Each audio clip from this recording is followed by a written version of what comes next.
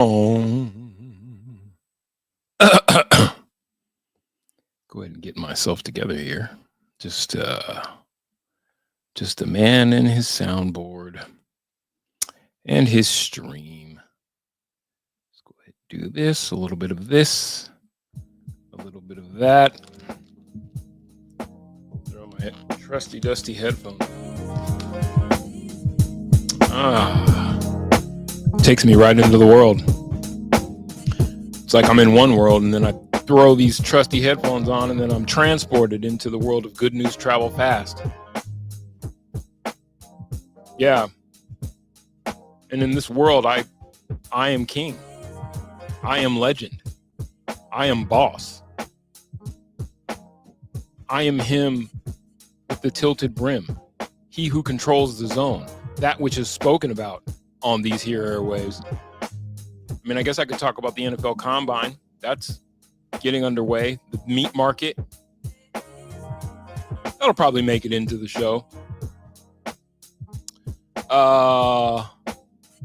Oh yeah, I got some bowl things that I want to burn on. I know that'll make Nuggets fans happy. I'm going to take a couple of runs at Michael Porter Jr. How come you can't average 19 and 9? It seems pretty easy for bowl. What's the problem?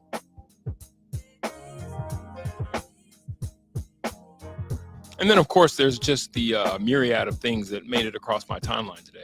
It is a hump day. Oh, I'm sitting here talking to myself. I didn't even fancy meeting you here. I didn't even see you there. I was just sitting here going over what I thought I was going to talk about in the show. So I don't know if you heard any of that. I don't know if any of that entertains you, if any of that, feels like something that you'd like to get into. It's a Wednesday, Shmensday, hump day, as they call it. So if you have anything to bring to the table, I'm doing all the goddamn heavy lifting. So, just offer it up. No, I don't mean that. I've got this under control. You can just come along for the ride. Comment, subscribe, like, do all the things that you would normally do during fabulous hour, maybe hour plus. Oh yeah, the Avs are in action tonight. Balnus Chushkin's back on the ice, so I'll be watching that. Yeah. Seems like I've put together a pretty good show. So let's go ahead and get it started. Joey. And now it's time to play everybody's favorite game. Good news. Good news. We are talking about combination. Jesus Christ. We can't run.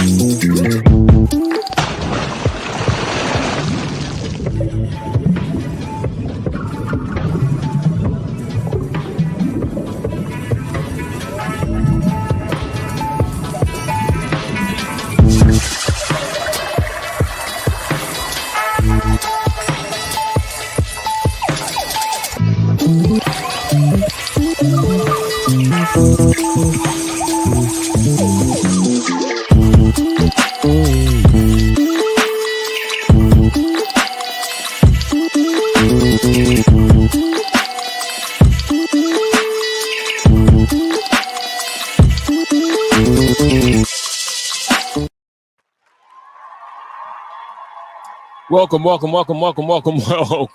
You're welcome. All are welcome. Come one, come all to the Players Ball. Get y'all asses in here. How was your Wednesday? Did you accomplish all of your goals? God, I got a big burner right there. Look at that. That comes from eating poorly.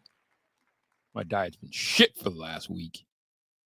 Because I've been ripping and running and getting shit done. And Dad Solo's in the house. What's cracking? Thank the whole hood who came out here. I love y'all.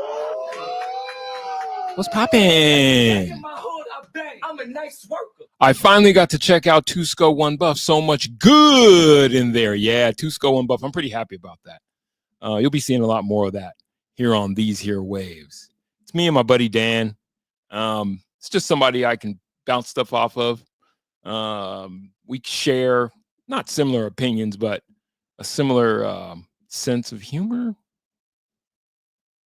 I really appreciate the type of sports talk that's not always so sports centric. You guys get so serious. And I finally found somebody who's just as madcap and wacky as I am. So I appreciate that. And yeah, there'll be more of that. There'll be more of that to come. Once a week at the very least. It's something that we wanted to do and I kind of wanted to tape. But I was like, I just like doing shit live. I'm going to be honest. I love interacting with you guys. So it really, you know what I mean? It really just kind of rounds it out to just have another voice. Because normally I'm just yelling at a screen. Not yelling. Sometimes I'm yelling. Mustard! That bad, but somebody got to do it. Got my pen. You guys see that Drake had to cancel his tour in Australia and down under. It's not going well. It's not going well. The Drake versus Kendrick Lamar schism is, I think it's so indicative of just so many other things going on in America. It reaches far outside of hip hop.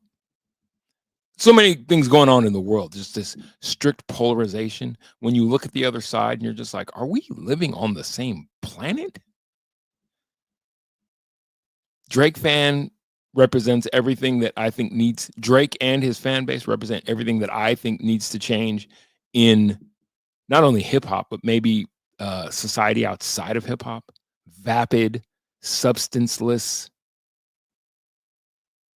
not hedonistic. I don't mind hedonism. I don't mind a good hedon. I'm not opposed to good hedon. Hedonism's fine, but at least have some substance to it. This thought that quantity trumps quality. As long as you can say you sold the most, you've got the most, then that means you're the best. And the best when you could overlook. Here's the biggest travesty I thought about the Drake happening. I saw this thing where, that song he had, Cha Cha Slide. Oh wait, what is this? Can you delineate the difference between the Tampa 2? Oh wait, Charlie Beagle. I want to thank the whole hood who came out here. I love y'all. Every day in my hood, I bang. I'm a nice worker. You guys, it's like you say something and I just squirrel. Can you delineate the difference between the Tampa 2, the Chicago 7, and the Hateful 8? Now that's sports talk. Fuck yeah, dude. Exactly, Charlie Beagle. Squirrel every once in a while. Don't take yourself so seriously. All day long, I have the YouTubes going so I can tap back in with what's going on in town, back there in the town, around sports talk in general. And all day long, I just hear some of the most just in-depth, just granular, pull it apart to the nth degree bullshit. No. I listen to those things to, one, inform myself, you know what I mean? Hear what the other opinions are. Two, because I am interested in the subject matter. But three, I find it fascinating that after a while, people just can't take it a little lighter. Especially now when it's this time of year, right? All we have is spring training baseball. Most of you guys will say, who cares? Who cares? Dan Issel, who cares? Insert Dan Issel, who cares here? Who cares? Spring training baseball, nobody cares. Hockey, which I've grown to love. Abs will be dropping puck and is in the house. I want to thank the whole hood who came out here. I love y'all. Every day in my hood, I bang. I'm a nice worker. Here's a 2 technique playing the 5. What's up, coach? Here to throw down. Let's go then. Come on. Fuck with y'all so heavy. Ain't nothing bigger than the chat. I want to thank the whole hood who came out here. I love y'all. Every day in my hood, I bang. I'm a nice worker. Otherwise known as affectionately to me, you guys are the hood. All the knuckle draggers of the. That's what I. Okay, maybe that. We're the unsavory types that congregate here in the late hours. Anyway, I was just saying, I think that it's all is right with the world when here. This is I saw this from the Mighty Most Def, an MC who I think we should all. One of the dopest lines ever is, "I write a rhyme sometimes, won't finish for days." Well, it starts like this. Speech is my hammer, bang the world into shape, now let it fall. Like, that's in 2 bars, the type of poetry that can just, if you're paying attention, you're like, oh shit. My restlessness is my nemesis. It's hard for me to chill and sit still. Committed to page. My restlessness is my nemesis. It's hard for me to chill and sit still. Committed to page. I write a rhyme, sometimes won't finish for days. I can relate to that as an MC. Like everybody thought that they were going to become the next Lil Wayne because Lil Wayne became king of the non sequitur in rap. You'll be fine. We'll get to sports in a second. Chill out. And so Lil Wayne became king of the non sequitur, just rhyming a bunch of things that, I mean, it's cool to listen to, but it's like, what is he saying? It's a throwback to Fushnikins and Das Effects, Bum Stiggity Bum Stiggity Bum. Songs that we love, but what are they saying? It's a bunch of non sequiturs strung together that rhyme. And then you got the guys who really took the poetry serious. So he says, I write a rhyme, sometimes won't finish for days. That was for the guys who were like, no, I'm not going to just step in the booth and just say some shit. I'm like thinking about this. Then he said, scrutinize my literature from the large to the miniature. I'm just, anyway, the Mighty Most Def had this opinion on. Well, this story is on the back end of this. I'll find this, set this up. I'm going to set this up properly. This is what they call a setup in the this is what we call a setup in the business. This is what we call setting the table in the business. Apparently, it's not going well for Drake. And we were told that this down under trip was like, no, I'm not running away from the collapse of my career in America. I'm going down there on the Anita McSween tour because they want to see me down there. All my shows are sold out. Right. Wrong, apparently. It's not going well. First of all, his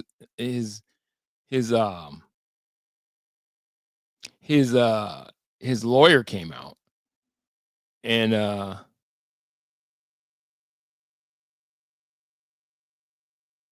hold on. This debate is still raging, which I think is fascinating. It's become Jordan v. LeBron. Hold on, let me find. So you got this.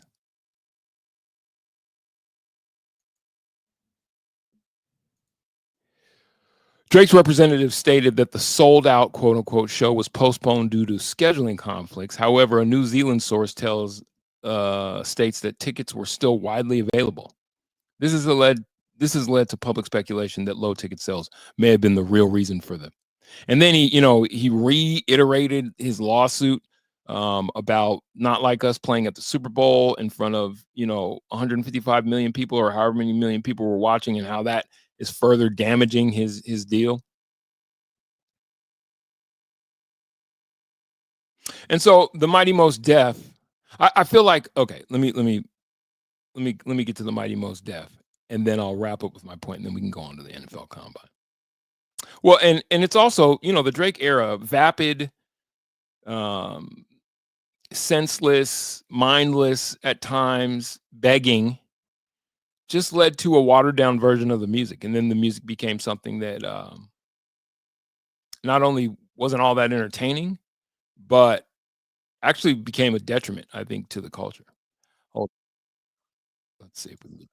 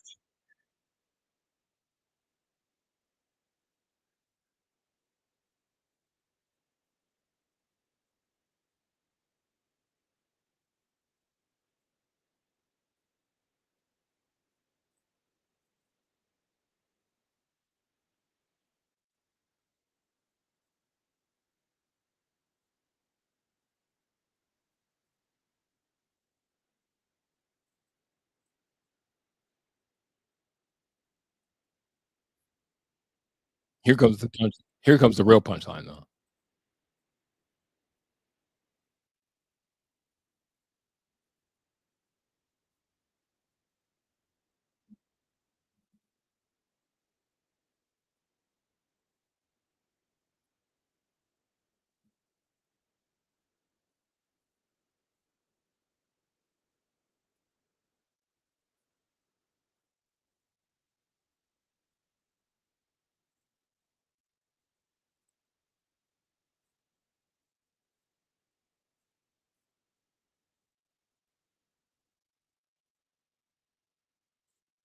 And see, many will look at that and be like, God, what a downer.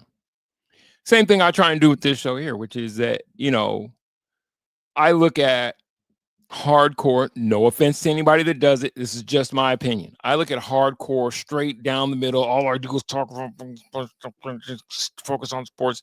I look at that and I'm like, yeah, but you're missing an opportunity to connect with people that you might not otherwise connect with on a myriad of subjects, for the sake of the opiate that, calms the masses. And so I just don't do that here. And many of you who are at least the knuckleheads, who pile into the comment section, you always understand that. And I'm glad that you guys allow me to come in here and do something a little different. You know what I mean? Either for the purpose of just, not droning over the shit that is just like I'm going to talk about the NFL Combine as much as I can stomach it, only from a Broncos standpoint, because I thought Sean Payton let a little out of the bag what he thinks about his running back situation. Sucks for JERVONTE.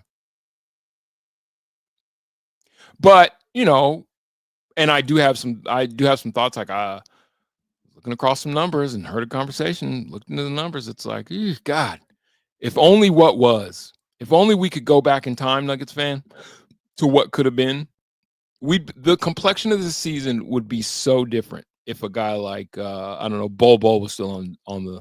So yeah, there's going to be some revisitation, just a quick covering of the numbers. And then I got some other stuff that I pulled down. But I think in general, I say the Drake point, and I juxtapose it to hardline. It's like pop music. To me, it's like hardline sports takes are like pop music.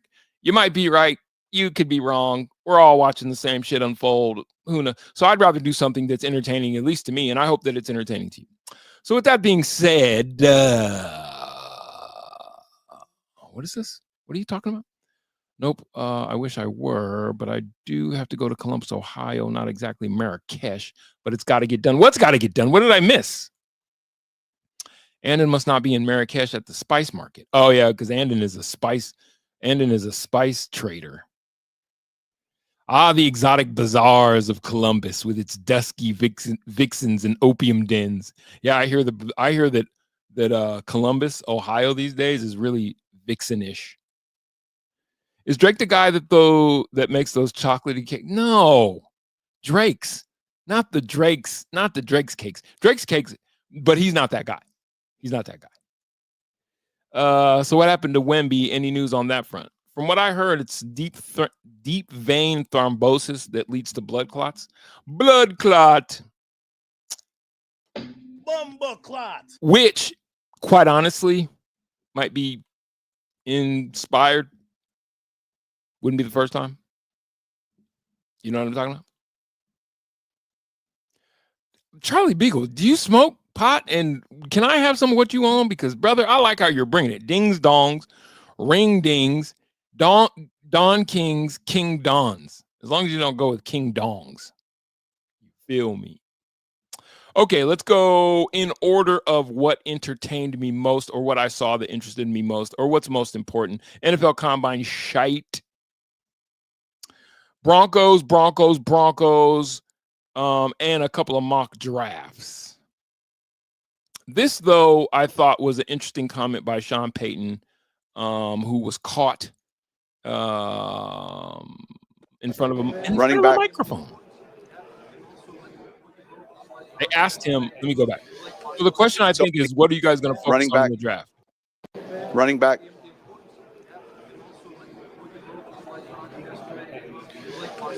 So I would say Audric and Blake and also Tyler, Bede are all three young players, and Jaleel I would put in that category. But overall, from a running back perspective, we've got to continue to look, whether it's in the draft. I say this respectfully, I think it's a position that, generally speaking, you can find either in free agency or throughout the draft.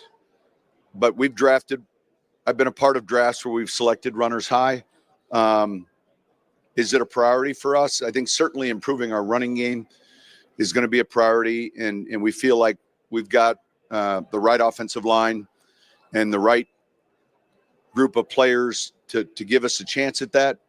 But this draft has got a number of runners in it, and it's just a matter of what you're looking for. Did you guys notice what I noticed?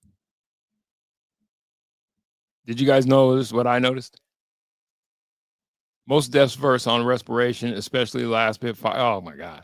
He's, to me, so often is he left out of he'll never make it into the GOAT conversation, but he's got, of all the people rapping, he's got one of those front to back albums. Black on Both Sides is one of those albums that is what do you need, kid? Come on, don't worry yourself. Oh, it's my niece. No, when some. He's got one of the few albums that's like a true front to back. Black on Both Sides, if you haven't, that's with my homie said, shine a light on the world, shine a light for the world to see. And he's just a hip hop quotable, but a very dense listen. So that doesn't make it to the top of mind when in the post Drake era. Here's what Drake brought to the forefront, and we'll get back to Sean Payton. The question that I asked was, did you notice who was left out of his comments? He named every back. He named every back on the team except for one. It's like, damn. Sean Payton is a bit of an asshole. Anyway, the Drake effect. I can do two things at once, multitasking. The Drake effect post Drake was, substance doesn't matter. It's all about getting the party lit. We want to get the party litty. And no one loves a lit party more than I. Who among us doesn't love when the party's lit? Who among us? Whom amongst us doesn't love when the party get lit? Lit.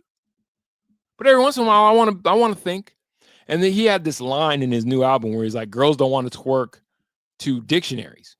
Girls don't want to twerk, or holding a dictionary or some wild shit. And it's like, yeah, damn, dude. And the post-Drake era effect was a complete gutting of the culture, hip-hop that being, of any substance whatsoever, to where when this battle went down and the two sides came up against one another, if you hear Drake fans talk about what it is that Kendrick, with all the critical acclaim, they're like, we want a Pulitzer, who gives a fuck? Like, whoa, okay. All right. Where people are like, don't nobody want to see no coded message on the Super Bowl halftime show.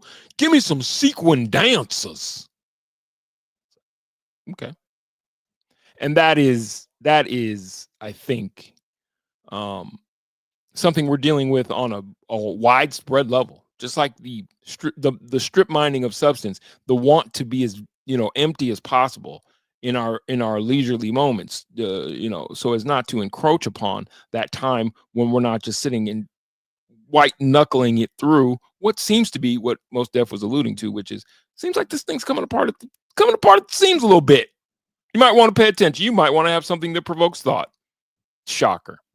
Hitchhiker's Guide to the Galaxy, is that what's being spoken? Loved most in Hitchhiker's Guide to the Galaxy. Most Def is a gem and icon, severely underrated and underappreciated. Okay, I'll hop off the wagon now. LOL. Nah, stay on that wagon. Stay on that wagon, because here's the deal, and then we'll get back to Sean Payton's comments.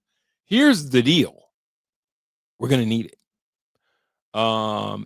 In times of distress on a wide scale, the arts are looked to provide respite and substance and inspiration for tough times. So stay on the wagon. Who said something about Sean Payton? Oh, what was the question for Sean? I forgot. Yes, because you were waxing poetic about Long Dong Silver. The question to Sean, and I'll play it again. Here's the question to Sean, is basically, what are you prioritizing in this draft? Running back. Now listen. So I would say Audric and Blake and also Tyler, Bede are all three young players, and Jaleel I would put in that category. So again, are all three young. Let's listen. Audric and Blake. So estimate. So I would say Audric and Blake. And also Tyler, Bede are all Tyler three Bede. Young players, and Jaleel I would put in that category. McLaughlin. But overall, from a running back perspective, we've got to continue to look. That was that gratuitous?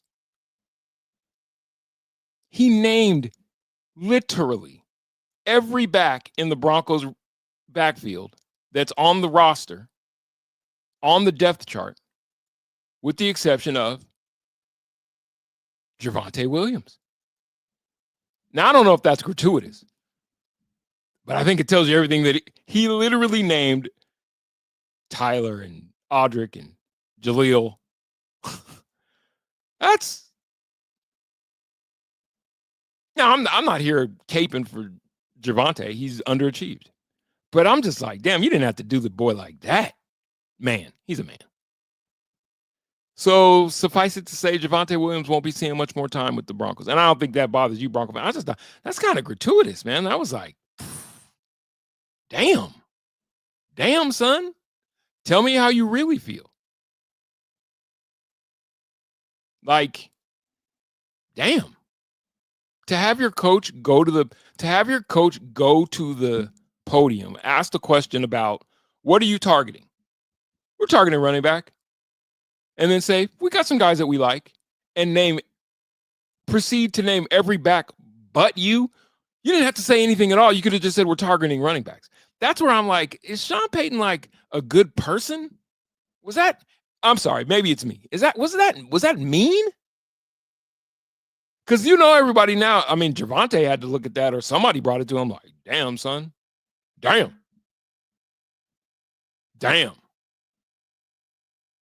And I mean, yeah, you're not high on me, but damn. I thought that was fucked up. Maybe he and Jervonte don't have a good relationship. I don't know. So, where would you say that the Broncos target a running back in this draft? Watson hardly played, and he named him. Exactly. It's like, I mean, if you have a problem, see, my problem with it, I think, is that if you got a problem with a guy, you don't have to bust him. You could just have a problem with him and just not name him. Fishing's in the house. Who wants to have some fun? I do. I want to thank the whole hood who came out here. I love y'all. He didn't have to bust him out like that. I thought that was rude. Like, listen to this again. I'm just going to play this again. And maybe it's me. Maybe I'm being overly sensitive on behalf. I just didn't feel like it was necessary to do this. The question again is, what are you targeting in the draft? Running back. Okay, so the question is, what are you targeting in the draft? It didn't ask you to assess what you have. What are you targeting in the draft? He says running back, and then he proceeds to do this. So I would say Audric and Blake, and also Tyler, Bede are all three young players, and Jaleel I would put in that category. But overall, from a running back perspective, we've got to continue to look. Am I just reading too much into it? I know he said young players, but it's like, anyway. Whether it's in the draft, I say this respectfully, I think you didn't start respectfully. You didn't start respectfully, and again, I know that I could be reading way more into this than there is there. Maybe there's no there. It just seemed like he went out of his way to name every back on the roster except for Javonte Williams, and then go on to say, I want to be respectful with this. It's like, you've already led with disrespect, bruh.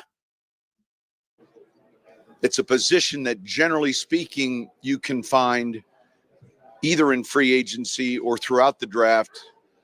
But I've been a part of drafts where we've selected runners high. Is it a priority for us? I think certainly improving our running game is going to be a priority. And we feel like we've got the right offensive line and the right group of players to give us a chance at that. But this draft has got a number of runners in it, and it's just a matter of what you're looking for. I think the Broncos are going to go high. It sounds like they're going to target a running back high. So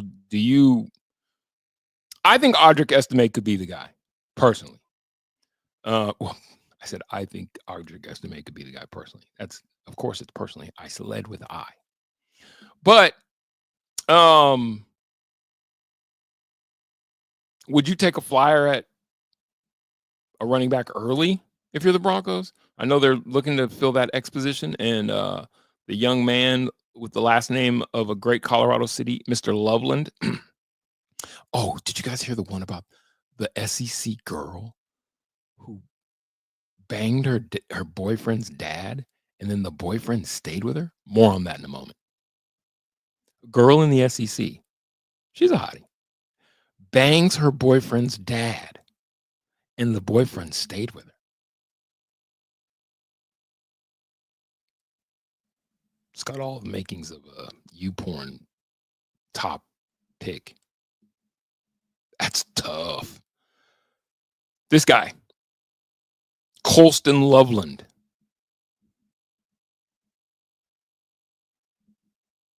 I saw a couple of mock drafts. Let me see if I can find that mock draft. Mel Kiper Jr. Mel Kiper Jr.'s mock draft. Let's look at Mel Kiper Jr. ESPN. Mel Kiper Jr. ESPN.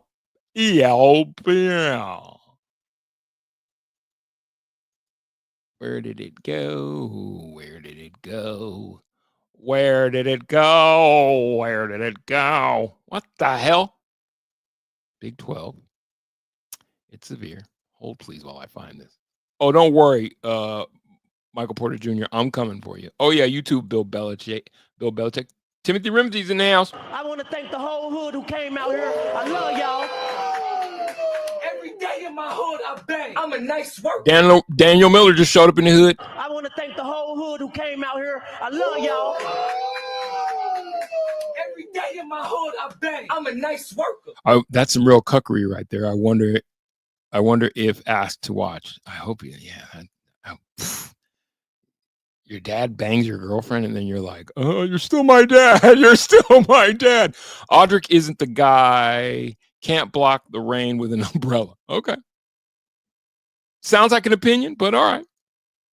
I don't think he really got a chance for us to see what he can or can't do, right? He never really got a full-scale sort of look at the guy. I hate the first round running back pick. Is a waste this year. Do you do the obvious and just go with the best back in the field, Boise State, and just call it a, position made? Like, what are you valuing? I got to find my Mel Kiper Jr. We were high when we made the Russell Wilson deal. Yeah, high as hell. You're as yellow as your hoodie, Pilgrim. Yeah, I thought it was shitty. I thought it was a shitty thing to do. You know what I mean? You don't have to. That's throwing stones and hiding your hands. Ask the question, what are you targeting in the draft? Your answer is running back. That's fine. And then you go on to name every back in the stable and leave JERVONTE out. I just think that was gratuitous. Like, it wasn't necessary. It's unnecessarily provocative. Because now you got some joker like me, like, talking that shit. See? Exactly the point. Saquon and King Henry made running back school again. Everything is cyclical. And if you got a young quarterback, what is a young quarterback's best friend? Besides his center. Because he's got to have his hand near that man's ass constantly. If he's under center. Plus, he's got to get a good snap, even if he's not under center. It's a good running game. It's not even just an outlet passing game. Tight end. It's not a tight. Well, okay. Let's say that would be your second best friend. It's a running game. Turn around, hand the ball off. It's a lot less likely that you'll fuck up a handoff and hopefully get some positive yards out of it than you will dropping back and trying to find your tight end across the middle. Not to say that he can't do that. I'm just saying a good running game is a quarterback's best friend. In my humble opinion, ESPN. You got to ask, watch that one, Timothy. That joke will last probably 30 more seconds. Not sure what you're really trying to get at. You're too early with that, Daniel Miller. I don't want to derail. I'll come back to it. Oh, word? Go ask Mahomes and Brady. I'm not saying that they didn't value having, with both of those quarterbacks, Mahomes, I would say their short passing game is more of their running game. And with Brady, yeah, Gronk was that guy. I just think that if you can, you're not going to find a Saquon Barkley or a Derrick Henry just every Tuesday. But if you can get a hold of somebody special, so the question is a guy like Ashton Genty that special? Because I think, especially if they can catch out of the backfield, it's 2 birds, 1 stone, right? It's 2 birds, 1 stone, and then you really have to, measure out. And I know Sean Payton also likes, when you think about 41, Alvin Kamara, who was capable of doing both. Capable runner out of the backfield, better than average pass catcher out of the backfield. He wants a back, right? Those picks were over 3 years ago. The depth at running back this year is so deep. If you're picking a running back in the first, you're doing it wrong. You got a lot of guys, but do you got a guy? Depth is great, but if you don't got a guy, and it seemed like they didn't have a guy that they could come to grips on. What's the old adage in college football? If you got 2 quarterbacks, you don't got none. If you can't come to a decision on a guy, even if it's obligatory because he's just better than the rest, and you're just rotating guys in, who cares about depth if you don't got a guy? Am I tripping on that?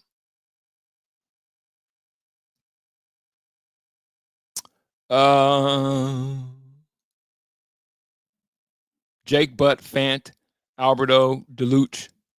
We suck at picking tight ends. Well, if they get Gronk, and if you watch this little piece of content, apparently he's so sweet on Gronk. I didn't forget how good Gronk was of a pass catcher, but it's pretty fucking good. Where was it?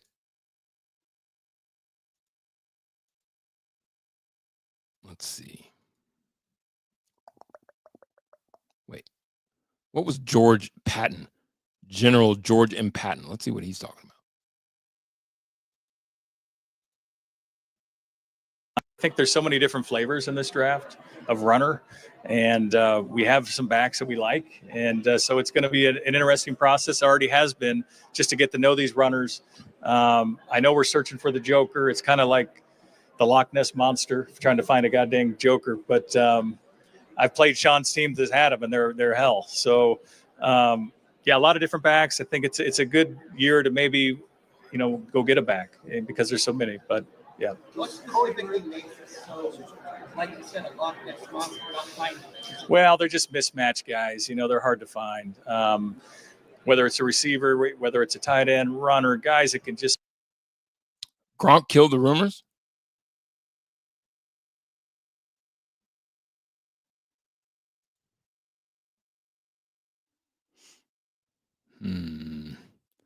I asked Rob Gronkowski about his so-called NFL comeback. Here's what Gronk had to say. Crazy, bro.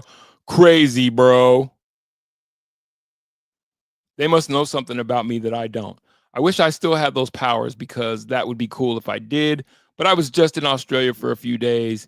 Now it's time to relax a little. No football. No football. In Australia, a Gronk is slang for moron. Well, this moron ain't coming back and playing football.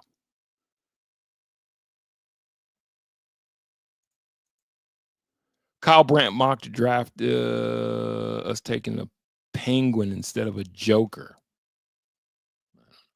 I don't know what that means. I'm going to be honest with you. I don't know what that means. Very inside. Kyle Brandt, former producer of the Jim Rome Show, made a life for himself at the NFL Network. Well, if they're not going to get a Gronk, this is an interesting. Do you believe what do we think about that Colston Loveland, based on the attributes that he presents, can be a legitimate impact joker role right away for the Denver Broncos in 2025? 100%. I really do.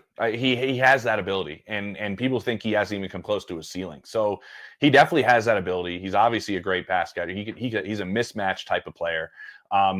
He can do a lot of different things in your offense, and you can put him a lot of different places. Is he going to line up next to your tackle and blow somebody up like, say, Gronk? Probably not. Is he willing? I'd say, yeah. I'd say he's a willing blocker in a sense in a lot of people's minds.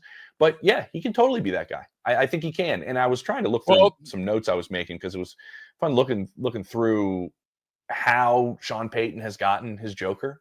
And it's like every way imaginable. Like everybody's like, is that Joker going to come in the first round? Is it going to be Genty? Is it going to be Loveland? Are they going to go with a running back or a tight end? And who's going to be the Joker? And it's like he drafted Jimmy Graham, right? He traded for Jeremy Shockey. He drafted Alvin Kamara in the 3rd round. He drafted Reggie Bush in the 1st round. Like he's found this player in a variety of places. So I think that also shows us that he's not done looking, after the 1st round about how he fills this Joker role because Alvin probably filled it maybe best in terms of versatility that anybody has. And that was a 3rd round pick. Do you believe? So maybe what he's alluding to, that he being Sean Payton, when he is excoriating, he wasn't that bad. He just omitted. It was an excoriation by omission. Jervonte Williams, and then talking about the rest of the backs, is he hasn't found the guy that reminds him of Alvin Kamara yet. And because I do think that I could see where Kamara would be. I remember the Jimmy Graham days, and it was best when Jimmy Graham was around and Kamara. They overlapped a little bit. Because now you're giving yourself one guy who can come off the line of scrimmage and do it, but you also have that dual threat out of the backfield, which is always having a back that can catch out of the backfield and they can come out of the backfield and then line up. It just causes mismatch problems. And so it seems like that's the type of thing.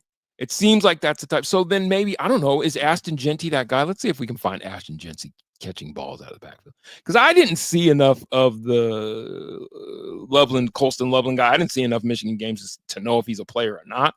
I think that the kid out of Penn State seems like better suited, so I didn't understand the like if you're gonna go Big Ten, you're gonna go Big Ten, Joker.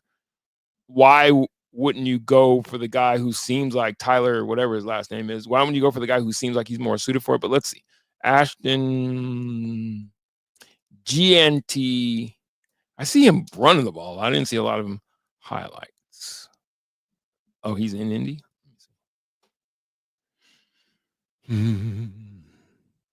Yeah, a lot of what you'll see with Genty is him running the ball. I mean, he's definitely Reggie Bush built-ish.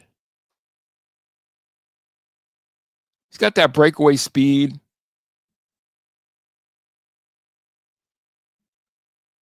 You don't see a lot of him catching the ball in the background. I mean, there's him on the option. That low center of gravity, though, and his cuts. He's really built like Barry Sanders. Like, it's not even a joke. He's holding my jersey, ref. He's holding my jersey. Everybody's always getting held. He's holding my jersey, ref. He's holding my jersey. I got the abs game on, Daniel. Don't you worry your pretty little head, bud. Let's look up Janty's stats catching passes. Ashton GNT stats.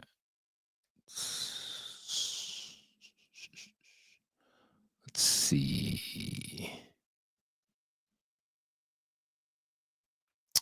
In any given year, 138 catches this last season, average 6 yards a catch, 1 touchdown, as long as it was for 18 yards. 2023, though, 43 catches, 569 yards, 5 touchdowns, his longest was 75 yards. I want to see him catching the ball. Receiving highlights. I mean, is that the guy who you target? I don't know. I don't know anything about this stuff. What do I know? I'm just some guy talking on the internet, on the Key with Truth Network internet.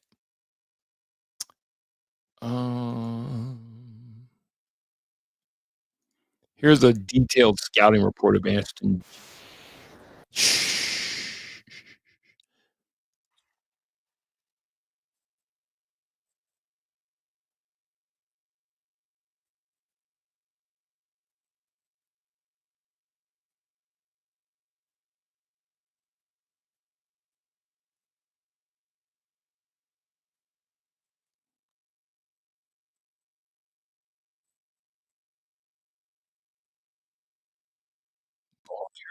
Hold on, you guys. Athleticism, ball carrier.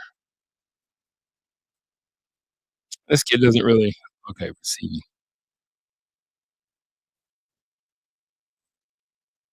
Fairly clean injury history. Finally, his production is obviously elite. I don't even need to explain why, so let's move on.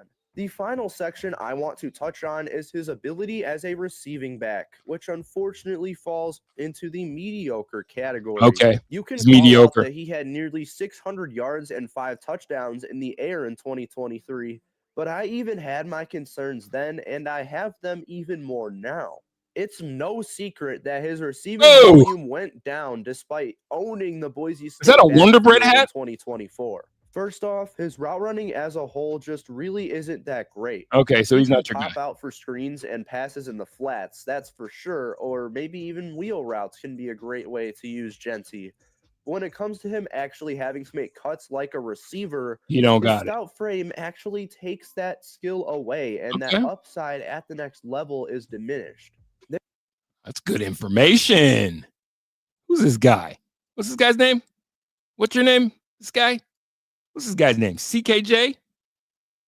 Guy with the what's he got there? He got a Wonder Bread hat on? What's this guy's name? CKJ?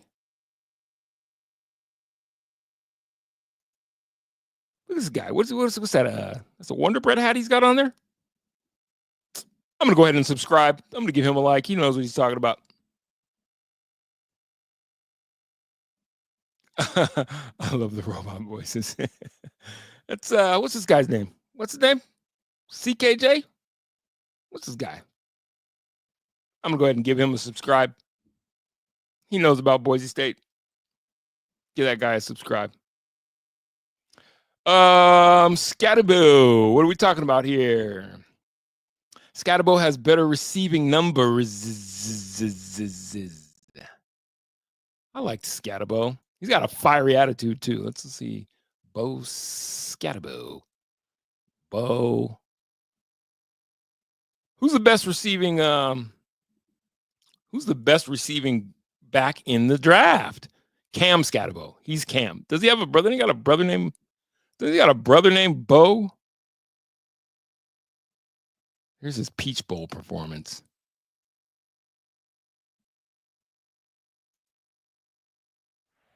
That hat's fire, isn't it? Oh, no. That hat is fire.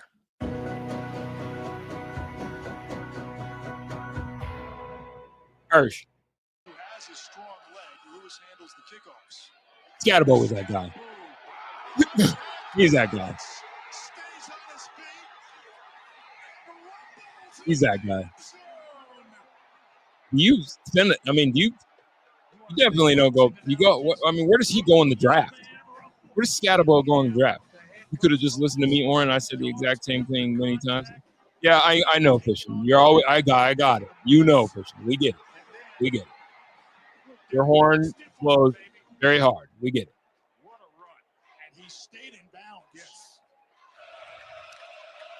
Scatabo's the guy. And Scatabo nearly 1,400 yards, and this is how he's going to open up the Big 12 I think he's not a better back. I don't think he's a better running back than Ashton Genty, but I do think he's a better football player. We know that distinction that can be made between guys. Like who will be gone before the draft? Before you draft? Genty will be gone? Abs are flying already. They already got 7 shots on goal. They should get a good win against the New Jersey Devils, right? The Devils. Don't mess with us, man. We're the Devils. The Devils. Scatabo is a solid 3rd round pick, maybe 2nd. So do you think the Broncos? Okay, so just to ask you guys, I don't have a dog in the hunt. Number 1, 2, I don't know nearly enough, so I am counting on you guys. Is the Joker position, the level of importance of the Joker position and that pick that the Broncos have? And where the hell is my Mel Kiper Jr.? What are they targeting? What should the Rude, what should the Rude go Devils? Paul Schaefer, how dare you? Paul Schaefer's in the house. I want to thank the whole hood who came out here. I love y'all. Every day in my hood, I bang. I'm a nice worker. On the day when Val Nichushkin is back, you come in here with that? You say that? You come in here with that? What are you, from New Jersey? Huh? Answer me. You come in here with that on the night when that. Watch yourself, Paul. I know you used to play with the late night band, but you watch yourself. Don't mess with us, man. We're the Devils. The Devils. Broncos should target a wide receiver in the 1st round. Where's my Mel Kiper Jr. ESPN? I saw a mock draft from Mel Kiper Jr. and I thought I bookmarked it. Because we all care what Mel Kiper Jr. thinks, right? Your high school was the Sun Devils? What high school was that in Jersey? What high school was that in Jersey? The Sun Devils. Does the sun even shine in New Jersey? Have you been to New Jersey? Well, you're from there, so you've been there. Wait, are you from New Jersey? There's a New Yorker. Inside of every Jersey guy, you know there's a New Yorker just dying to get out. You know that, right? Are you aware of that? Kiper Jr. had GNT falling to 20. All right, let me just Google this goddamn thing. No Kiper Jr. ESPN. Kiper Jr. mock draft. I thought I saved it. I thought I had saved it. Kiper's pre-combine NFL mock draft. Wait, 2025 mock draft. Expert projections for the 1st round. Blah, blah, blah, blah, blah, blah, blah, blah, blah, blah, blah, blah. Blah, blah, blah, blah, blah, blah, blah, blah. What? Just give me the goddamn draft already. What are we doing?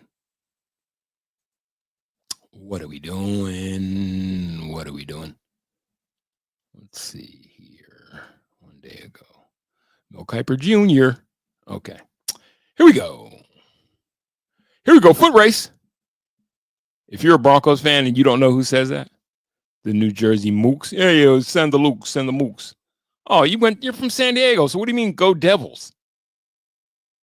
Oh, because you were the son. Okay. I take all the New Jersey slander back then. You're a San Diego guy, Mount Carmel Public School. We didn't shout go Devils, LOL. Not sure why they say that in AZ. Not sure what they say in AZ. All right. Let's see. So with the first pick in the draft, Mel Kiper Jr. has the Tennessee Titans taking Abdul Carter. This is all pre-combine. They made a point to say it's. And then with the second pick, he's got Cleveland taking Cam Ward. Ooh, this is getting interesting. So then with the third pick in the draft, the Giants take Travis Hunter with no quarterback? That seems odd. Game changer, but odd. Number 4, the Patriots, Will Campbell. The Jaguars, Soft J, Mason Graham out of Michigan. Raiders at 6, Ashton Genty. So he's the one that got away. Ashton Genty's the one that got away. Do we trust Mel Kiper Jr. ESPN? Is he still a trusted voice in draftology? How right has he been in his draft orders? There you go, Shedeur Sanders, number 7 to the Jets. That makes sense. Deciding to part company with the greatest quarterback to ever live, Aaron Rodgers. They go ahead and pull the trigger on Shedeur Sanders. I don't mind that for them. I think if there's anywhere he might just be able to step in and make a difference, I think it could be with the Jets. Carolina Panthers at 8 taking Jalon Walker out of Georgia, the University of Georgia. The Saints at 9 taking Tyler Warren, so he gets away as well, according to Mel Kiper Jr., ESPN. Then at 10, the Chicago Bears take Josh Simmons. At tackle, 11, Will Johnson. 12, Omarion Hampton. 13, oh, he's got Colston Loveland coming to the Broncos. Are you happy with that, Bronco fan? Let me see who you'd have going behind him that might be available in the first round that the Broncos would be better taking. Jody Barron is really good, but they don't need another DB. Seems like best available position left, unless you think Emeka Egbuka is a better receiver than Colston Loveland is a tight end, or McMillan out of Arizona is a better receiver than Loveland is a tight end. I don't see anything else there that they should target. How you feel about that, Bronco fan?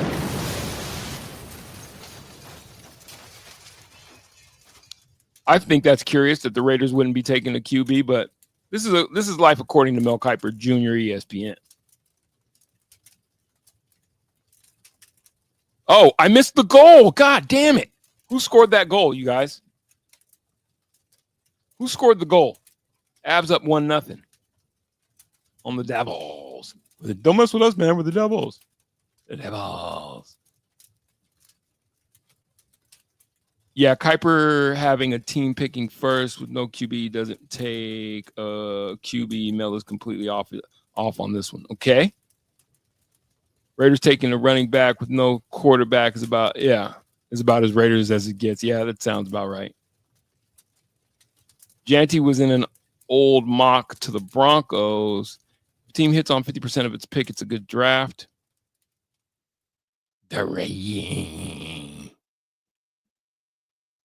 I'm worried because Loveland had a shoulder injury. Is that the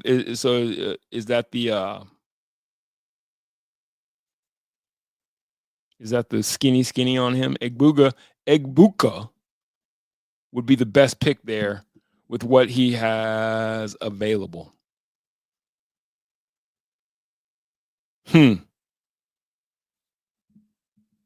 What will happen, Bronco fan? Oh my gosh. Oh my goodness. Who scored that goal? God damn it. I missed it. Leaky scored the goal? Okay. I was looking down here at Mel Kiper Jr. ESPN, and I missed the goal. Well, Bronco fan, however it turns out, it sounds like Jervonte Williams is not in the future plans.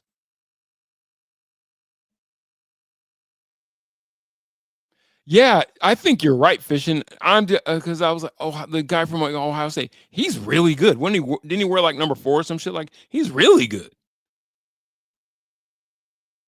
But they really, really, really need to fill that position where the Joker is concerned. That is key to your boy's offense.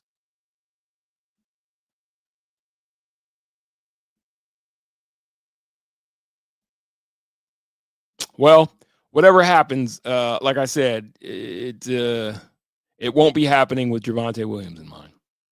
Again, I thought that was disrespectful. Moving on. Oh, well, I was going to show you guys this, but I guess this doesn't matter anymore, so we'll just keep that out of the mix. Do you guys follow on Twitter NBA Centel? This is one of the funniest, like, every time I would see one of their tweets, I'd be like, and then you look back and you're like, you clear your eyes because it looks like NBA Central. Yeah, they got caught slipping. And apparently the skinny is that NBA commissioner, the walking undead David Silver.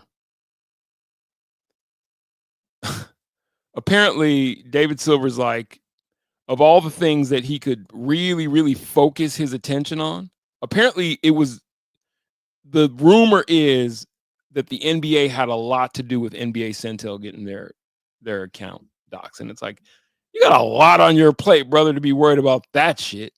That's your concern? Fucking idiot.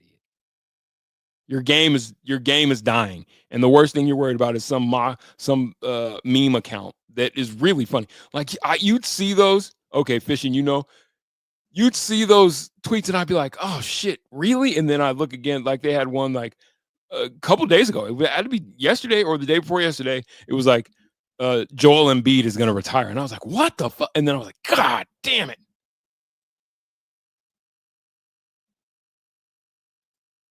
What do we got here? Yeah, he was the top wide receiver, I think, or the guy from Arizona, McMillan, or even wide receiver from Luther Burden. Burden has Sean's ideal size for a wide receiver. So what does that mean? Well, there's room for one more. Again, I really like Devon Vele. You guys know how I feel about Marvin Mims. I think he's their best ball carrier. And I felt like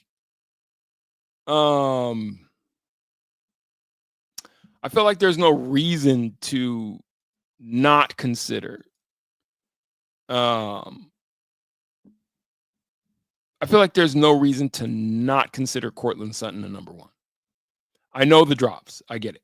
But he played like a number 1 for the most part. And so it feels like a position. It feels like a position that they could afford to draft at in the later rounds. And I thought the goal was going to be to go get what Sean Payton needs to make his offense go, which is that Joker position.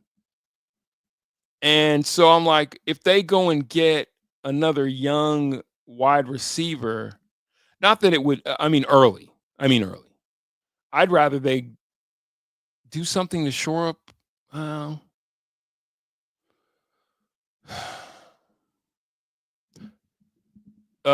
Sean Payton had some sound on Patrick Surtain. I was going to say something about them shoring up their defensive backfield, maybe adding a defensive back. The defense could, everything that the defense gets is gravy. So do you just go get a difference maker defensively? Lujan, number 1, you're in the house. I want to thank the whole hood who came out here. I love y'all. Tez Johnson. Every day in my hood, I bang. I'm a nice worker. I figured that would be I just figured that with Cortland Sutton, I just feel like his best days he's still got his best football ahead of him. And I don't know. I think you pay the guy back for being a good leader. Oh, got it in front. Avs putting the pressure on the Devils. Oh, good. That's that's the best I could do calling hockey. Ooh, oh, yep, that's good. That's good. No, that's not bad. That's good. That's my version of following hockey. It goes way faster than I could. Like, it's way faster than I can call action. Would you be surprised if Sutton got traded before the draft? You'd take a second round. You think they'd trade Cortland? That seems crazy. That seems crazy to shake it up. Cortland Sutton trade thoughts of losing Cortland Sutton to me are like saying, okay, maybe it's not the same. I was gonna say it's like saying with Mike Malone, like, okay, you get rid of your coach, but who you're gonna get that's better? There are better receivers in the NFL for sure than Cortland Sutton, but how many of them are you actually going to get your hands on? Does Sutton hold out? And I think he is a great leader. Does Sutton have the cachet to hold out?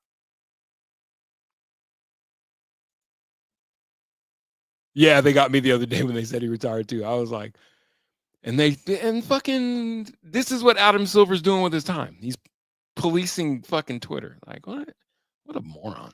Your game is dying, by the way. We're gonna get to some Nuggets talk here in a second because I got a bowl drum that I got to beat. I know you guys are gonna hate it. Fishing, you're gonna hate my bowl take, but 19-9. That's what the kid's averaging when he's getting minutes. 19-9. Look at Michael Thomas' size and weight. That's Sean's type of receiver. Well, how big is Cortland Sutton? Cortland Sutton's not a little guy. Sutty is 6'4", 216. That's not big enough? I'm not cool enough. M. Colston was a giant too. If Franklin would catch a ball occasionally, that would help. Yeah. Tez Johnson? I don't know. Hood, what do we think about Tez Johnson? Lujan asks. Inquiring Lujan's want to know. Sutton is going to get a raise. He's been instrumental in Bo Nix's progression. They can't lose him. That's what and there's that, right? Are you going to take away, well, I mean, who else has Bo Nix built a better relationship with than Cortland? He and Marvin were starting to hum a little bit. They were on a hummer. Pause. I really love Marvin Mims. I just know that guy's going to grow in the offense. It's going to be fun watching him grow in that offense. Could Marvin Mims be your Joker? Joker. Colston as well, blah, blah, blah. God, if they traded him, that would be crazy. That just feels like you're reaching. He is the only wide. And you know what that is saying, Charlie Beagle? That's taking in consideration that Cortland's had some pretty big drops. Disappointing drops. But what's a big drop? Big drop is in the Super Bowl or some shit like that. Like or the one that your boy had in the Baltimore Ravens loss. That's a big drop. Cortland's had some drops that you're just kind of like, all right, come on, let's get this thing together. Sutton was a top 10 wide receiver last year. Oh, then there's no way in the world that he goes win. Tez is light, but he could be a little cheetah. Tez is a little small, but I would take a waiver on him in the 5th. Abs on Bednar struggle bus on power plays. Yeah, but they're up 1-0. Daniel, chill though. Chill, bruh. Mims was the Joker last year. But Sean said a Joker is a running back or a tight end. I just feel like I get that. But is there any question that Marvin Mims is their best ball carrier? I almost feel like you should use him more like a running back anyway. Like, I know that would be, it's like, oh, he's not a traditional back. But I'm just like, I don't know. I kind of feel like Andrews wasn't a drop. That was an awful throw by Lamar. Didn't he drop it, though? I mean, it hit him in the hands. Am I tripping? It hit him in the hands.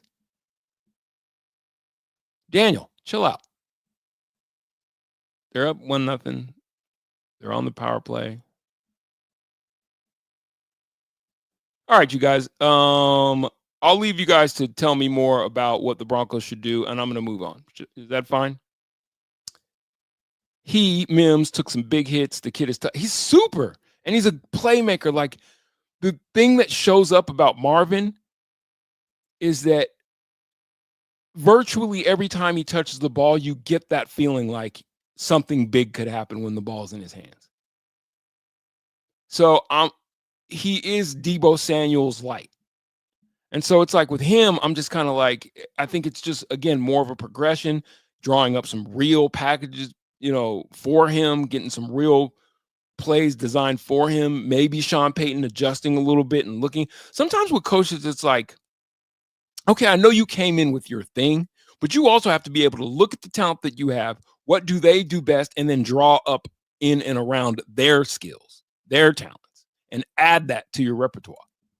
So we'll see if Sean Payton is capable of doing that. Mims, McLaughlin, and Franklin are the only ones with speed. Yeah, McLaughlin's a dart. If Sutton would break some tackles every once in a while. I just think that Cortland Sutton has given this team, like, he's been a model citizen. He's a great leader. Like I said, he could stand to hold on to the ball in key moments a little more, but I think that'll come with time. What is he, 29 years old? So he's still got football ahead of him.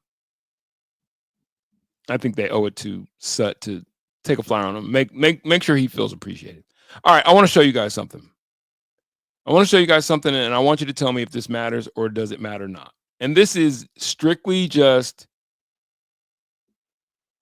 a game of wish. This is strictly a game of wish. Or I wonder what could have been.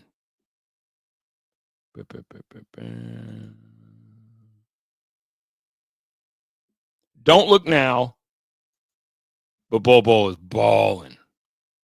So because of certain injuries that have happened and Phoenix is terrible, so I keep that in mind.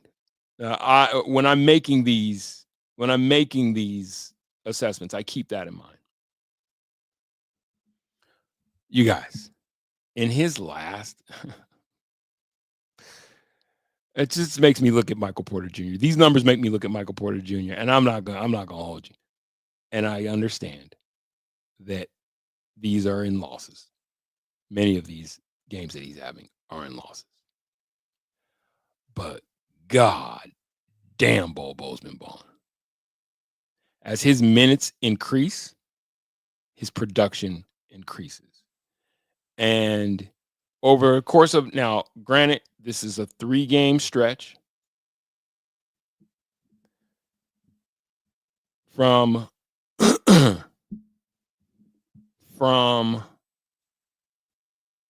so Feb 8 to Feb 12. Well, okay, Feb 7 to Feb 12. Bol averaged 19-9. As his minutes increased, his production increased. And then last night, in a loss to Memphis, he plays 32 minutes, scores 23, 8 rebounds, 2 blocks. You look across the scene, 4 blocks, 3 blocks, 2 blocks. Now, I'm not saying I would more so look at Bol and be like, God, if you were going to give anybody $32 million, upset, all things considered, the guy who I wish most was on our Nuggets roster still was this guy. I can't shake it. The frustration that I have, I think that we all have with this roster, is coming off the bench. The frustration, and Bol was not keen to be a bench. He didn't see himself as a bench guy. He didn't see himself as a bench guy. But God damn, that dude's a basketball player, man. We had this conversation, I don't know, it was a week, 2 weeks ago when we were on these waves, and bit of an argument back and forth. The eye test just says that this dude the eye test says that if you can't figure out how to make it work with this guy, then something's wrong with you as a coach. Personally. And when I think about when I saw those numbers, when I just looked, and then last night's production, and I'm just like, listen, I know that they're in losses. I know that they're in losses. But when I see the guy's production, I'm just like, fucking hell, how you could not have made that work? He was here. And bear in mind that everything exists in a vacuum of, hindsight. Everything exists within a vacuum of hindsight. But god damn. So underutilized in his games here. It's like there was no time to figure out what it could have been, what he actually was. Like, you're just talking, 7'3". Exactly. 25 years old. And I think what's funny is the leash that has been given to other players that wasn't extended to this guy, and it seems like to revisit a conversation based off of his attitude. But god damn it. When you look at this bench now, and it's a roller coaster with production. You know how much easier it would be to bring along, just from a points production standpoint, how much easier it would be to bring along some of their younger guys. Julian Strother comes to mind. When you got a guy who, by all stretches of the imagination, can score the ball. 6.8 average is impressive. 6.8 average is based on how many minutes he's gotten to play and produce. Look at his average over his last games, is what I would stress to you.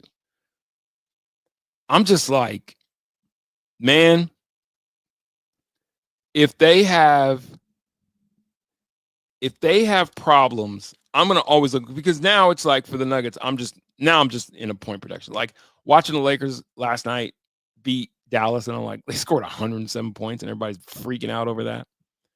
The Nuggets are the second. So if they can keep their point production up, it'll be fine. It'll be fine. If they can keep their point production up there, it'll be fine until they reach the Western Conference Finals. But if they run into problems scoring the basketball, if that is what stands between, when I say scoring the basketball, I'm talking about in that elite second highest scoring offense in the league vein. If that's what stands between this team or Joker getting his second ring, I'm going to be, whoa. Because would you have thought that about this roster? Would you have thought that the Nuggets would be second in the league in scoring? I wouldn't have thought that. Just looking at the guys who they have that are, it's like a ragtag sort of bunch of consistent scorers, guys who are up and down. But it speaks to the talent of their best player and how infectious it is to share the basketball, I think. So it's like, man,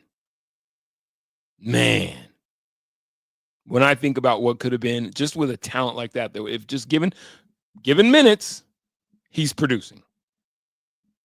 Given minutes, he's producing. It just burns, man. It fucking sucks balls. I don't think it's an issue. See, this is what I don't think it's an issue of. I don't think it's an issue of him finding his back. I think he's always had the back. That's been the take on Bol since he came out. The kid can score. He can score.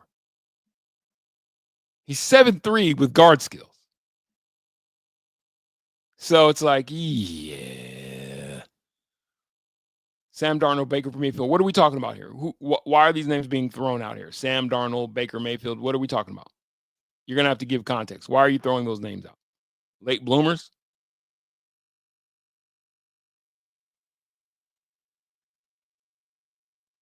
DeWitt Corals. What are we talking about? You're just throwing names out, Charlie Beagle. What are we doing?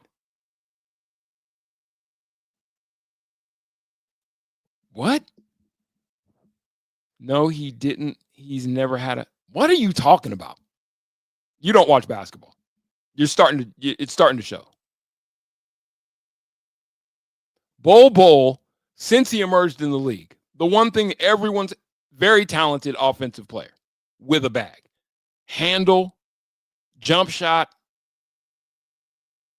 You're answering fishing? Okay. You're looking at guard. Your bag is your bag. What are you talking about? You can either ball or you can't. Who you're up against, your bag is your bag, I should say. You either have a bag or you don't. Garbage minutes? He's not playing garbage minutes now, and it's the same bag that he's had since he was in Denver. He's starting or started. Stop talking. Do yourself a favor. Stop talking. In this instance, stop talking. You don't like Bol? That's cool. Saying he's never had a bag, when that was what's been so astonishing about the dude is that he's 7'3" with a bag. Stop talking. I want to see what the Nuggets do with Zeke Naji down the stretch. Because Zeke has, for what it's worth, I think maximized the opportunity here of late. I will say that. And will he ever get the bad taste out of my mouth for the contract? Probably not.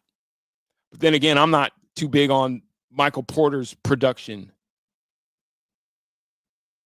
I'm not too big on Michael Porter's Jr.'s production and growth curve. He had something, this guy, I think Michael Porter Jr., he definitely smokes pot. I saw this article. Oh, God. You got to love it because sometimes a guy can be so aloof and so brazen and just not really reading the room. Let's see. This article. Michael Porter Jr. is catching up on cardio after hamstring injury lengthened his All-Star break. It was relaxing. Probably too relaxing. Chill out, bro. It's relaxing. It's probably too relaxing. Let's see. Michael Porter Jr. hasn't missed a game this season until the Nuggets' last 3 going into All-Star break. Blah, blah, blah, blah, blah, blah, blah, blah.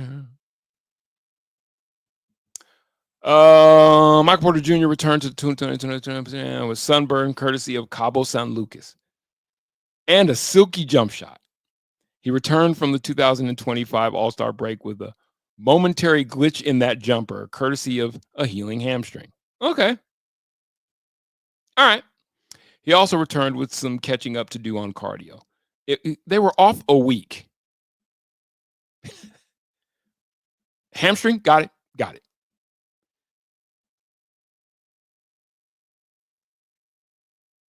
It was relaxing, probably too relaxing, honestly, Porter said Monday night, laughing.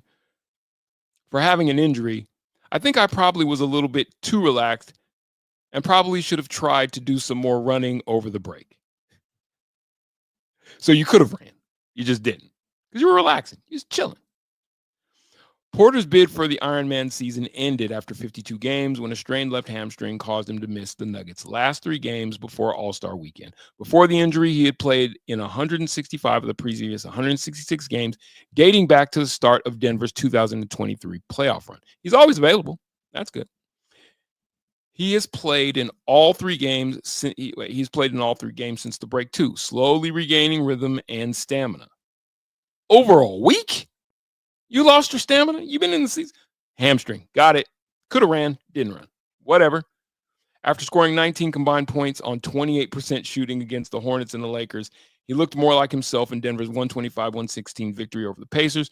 Porter amassed 19 points, 11 rebounds, and 3 assists, even throwing down a dunk over Miles Turner and Tyrese Halliburton to put an exclamation point on the win. It doesn't surprise me. I think that obviously I've been through a lot. with past injuries, but I can still do that, Porter said. I need to try, especially with the jumpers not falling, to get downhill. I couldn't agree more. I love to hear it from him. I love to see it. I love to see it even more. When MPJ decides that his game is not going to be decided by whether or not he can languish outside of the lane and be the second coming of Ray Allen, I am so elated. I love it. I love to see him get aggressive. I love to see him go downhill. I know he doesn't have much of a handle, a bag, so to speak, but he can still get to the basket. The defining aspect of Porter's game is still lagging after 14 days between games. He's now shooting 1 for 10 from three-point line since the break. That's bad. Last season, he went 44% beyond the arc in Denver's first 15 contests after All-Star. One of his threes in Indiana was even blocked by Pacers guard Tyrese Halliburton. That's bad. According to Porter, though, Halliburton didn't get credited in the box score. Porter has nearly impenetrable release point at 6'10". So at many times someone gets a hand on his So anytime someone gets a hand on his jumper, it almost inevitably gets stowed in his memory. That's an interesting point. It's like, I'm so tall. Anytime somebody blocks it, trust me, I remember. When asked who the last player was to block him on a three-pointer, his recall was instant. Probably JaMychal Green. I remember JaMychal Green. Porter said, I remember he blocked one of my threes a long time ago. I was surprised, yeah, but Tyrese got lucky because it was from the side. Oh, and Derek White had one a couple years ago in Boston, trailing behind me and blocked it, but they got lucky. Injuries to Porter can be particularly worrying for the Nuggets due to his history of back surgeries, not to mention the leg brace he wears as a result of those procedures. But this one was no big deal, as he described it, nor was it a wear and tear situation before the break. I did overstretch my hamstring. I did get a little strained, so that's why I took those couple of games off. I think it was a playoff type thing. I may have tried to push through, he said, but a couple of games off definitely took me out of rhythm. It's hard to get back in shape. When you say get out of shape, I'm like, you've been playing a whole season of basketball. You haven't missed a game in 165 games or so. It takes you that long to get back in shape. That's crazy. Maybe you smoke pot. Do you smoke pot? Do you smoke pot? It's okay if you do. It's legal in Colorado. I don't mind it. I used to. I prefer psilocybin, but especially after the break. I hadn't ran at all for those 3 games. I missed before the break, and then over the break, I didn't run. So for the first time I really ran was the first game back against Charlotte. My thing is this. When you're a pro athlete,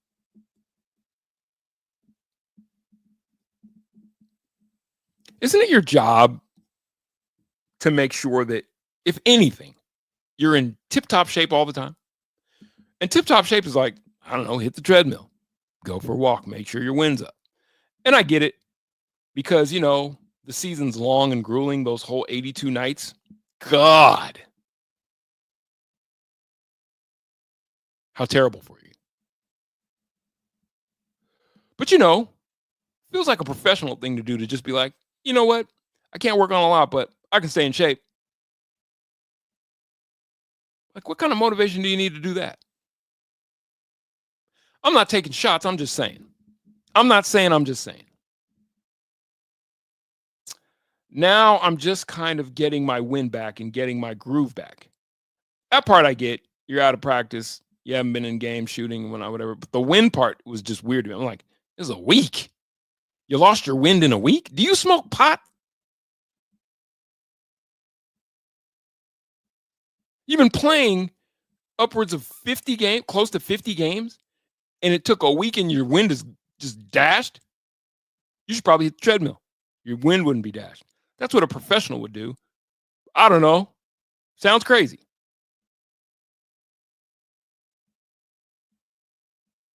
Porter's season has been good enough that even taking into account his current blip, he's one of 6 players in the NBA shooting 41% or better from 3 on more than 300 attempts.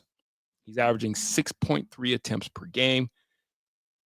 His customary post-break bump has simply been delayed for now. the result of an injury that was more irksome than unsettling. Every game, it's going to keep improving, he said. I think I was a little hesitant the first couple games back from break just because it was my first couple of games back on it. But every game, I'm feeling more comfortable. It's healing and getting better, that being the strain. As for the break itself, Porter made it back to Denver unscathed by the sun this time. The destination? It's a secret location, he said, grinning. He grinned. It's a secret location, he grinned. Good for you, Michael Porter Jr. Hopefully, him rounding into shape and staying in shape and being, they're going to need him down the stretch. That's for goddamn sure. The one thing's for certain, Michael Porter Jr., if this team has any shot of getting out of the West, Michael Porter Jr. is going to have to achieve a level of basketball that we've yet to see from him. I'm talking like take over a game type level consistently. Forcing the issue in the paint aggressively. Not being space case on his defensive assignments regularly. There's no question in my mind that come the playoffs, like he's got to be the X factor. He's got to be the one guy, because he had a terrible playoffs. Oh my God. He's got to be the one guy that teams have to, like, that 6'10", shooter's touch, blah, blah, blah. No one can block his jump shot, has to become more of like, God, he's a problem. Because the whole thing about jump shooters is, personally, give me a scorer 10 times out of 10 over a jump shooter, unless you're talking about Ray Allen or Big Shot Bob or Steph Curry, Klay Thompson in his prime, Reggie Miller. Give me a scorer, a guy who's like, I'm going to get mine because I'm a scorer, not a shooter, not a jump shooter. Because the thing about a jump shooter is that shit can get away from you. It can get hinky. And then it's like, well, what other good can you be? And at 6'10", that should not be the case. That's the only thing that we can count on him to excel at. He's got to become a problem. If this team is to make it out of the West, Michael Porter Jr. has to become this team's X factor, like third option, hands down, no question. Game plan for me, because that's going to open up other guys. I don't think he's that yet. I don't think he's eclipsed work in progress yet, to be honest with you. Like, it all sounds great. But in both their playoff runs, including the championship, the one guy who did not show up in the playoffs in both instances consistently was MPJ. Right? This is where I'm looking again, like I'm like, sometimes you can defeat things with quantity than you can with quality. So it's like, 19-9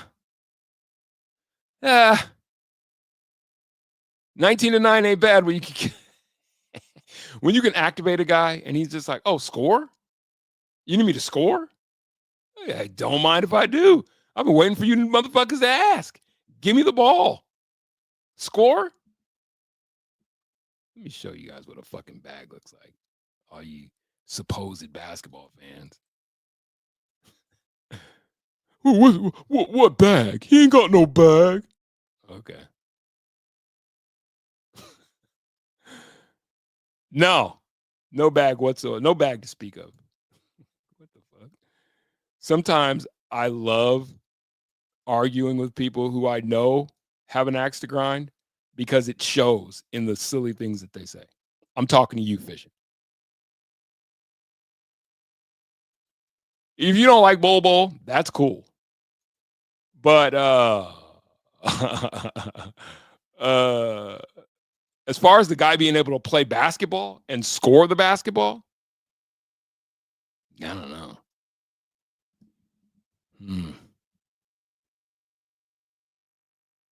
18-7, 8-7, consistent. No, I mean, and this is having not been given an opportunity to get up until this point. You're not supposed to be given. Yeah, opportunities are taken. Taken. This opportunity's taken. Taken. This opportunity's taken. I don't know, man. So then it's like, well, Julian Strother is a guy who I'm waiting to break out. But with Julian, again, it's just kind of like he is a disaster defensively. He is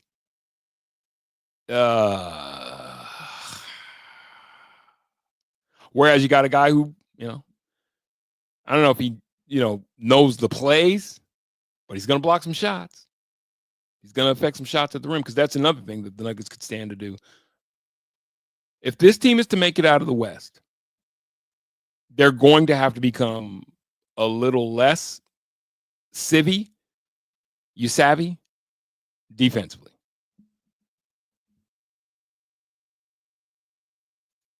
I agree with that.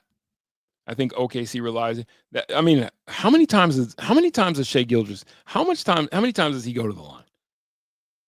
He's probably shooting more. He's probably leading the league in free throw attempts. He's got to be. Let's see. Never know, ever. Yeah. Gotta let you know. Gloria. He is right behind Giannis. Basically 9 a game, 9 attempts a game. Giannis averages 10. Shai be going to the line.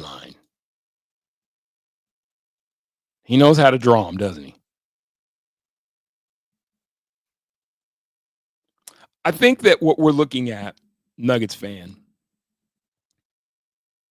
I think what we're looking at is a team that has, how many games are left in the season?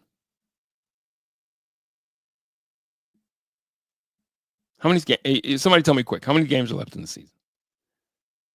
Standings. I'll do it. 58, 82 games, 24 games left in the season. The Nuggets have 24 games to find. Let's map it out. The Nuggets have 28 games to find what's best to do. What was the best thing to do with Russell Westbrook? Start him, bring him off the bench. So you got to answer that question in 24 games. You have to have that worked out for yourself by the playoffs. Now, maybe you could do it in a case-by-case basis, I guess, when it comes to matchups. But quite honestly, I don't know if Mike Malone, I don't want to question the dude. I just don't know if Mike Malone is capable. Sounds like I'm taking a shot at his acumen. I'm when I say capable, I mean a guy set in his ways. So I think you have to figure out, is Russell Westbrook, because this version that we've seen since the break, you're not making it out of West if that's the Russell Westbrook you got. And that's definitely not the Russ that looked best operating with his team. He looks best operating with Joker to sort of calm that shit down. So you got to figure that out. Second, P. Watt, I'm assuming, is going to be back sometime soon. Is there anything on Peyton Watson? Peyton Watson. Any news? Still got that right knee sprain. That's bad. Again, you lose length. You lose a guy who can defend. Zeke Naji has filled in Abram, will leave backup Peyton Watson. Zeke's actually got more on offense. Okay, so here's number two. Here's number two. So number one, personally, for me, you come up with your own keys to these last 24 games before the playoffs start. One for me is, what do you do with Russell Westbrook? I don't think you can keep going with him coming off the bench. Personally, I think you have to decide. And in saying this, I'm saying I think if you decide that he's coming off the bench, I think you're making a decision to not be your best self. That's just my opinion.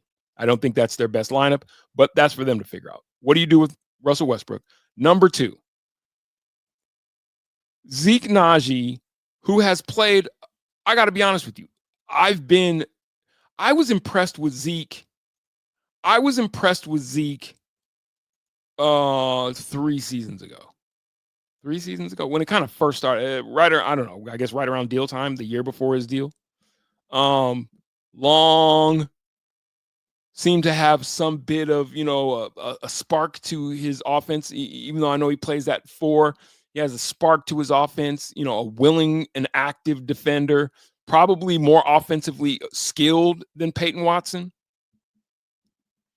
I think all the way around, I thought, this is me thinking, and then it's just been a progressive worsening over the course of the last 2-3 seasons. He was along for the ride with the championship team or whatever.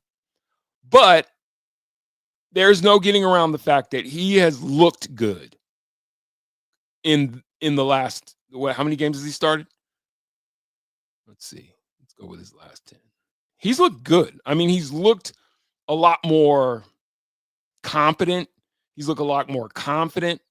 So that means that there's something to be said about a guy just getting time. Maybe, and this is no great revelation, but maybe all Zeke needed was, the guy needed some time. He needed some time, and it was hard to crack into that starting lineup with the KCPs around, and in the year before that, it was obviously there weren't a lot of minutes being thrown around because Mike Malone doesn't like to play young guys. Okay, so maybe that was what was wrong with Zeke, but even though in like the Laker game, what did he play? 14 minutes? Okay, 16 minutes. When he's gotten extended minutes, he's looked good.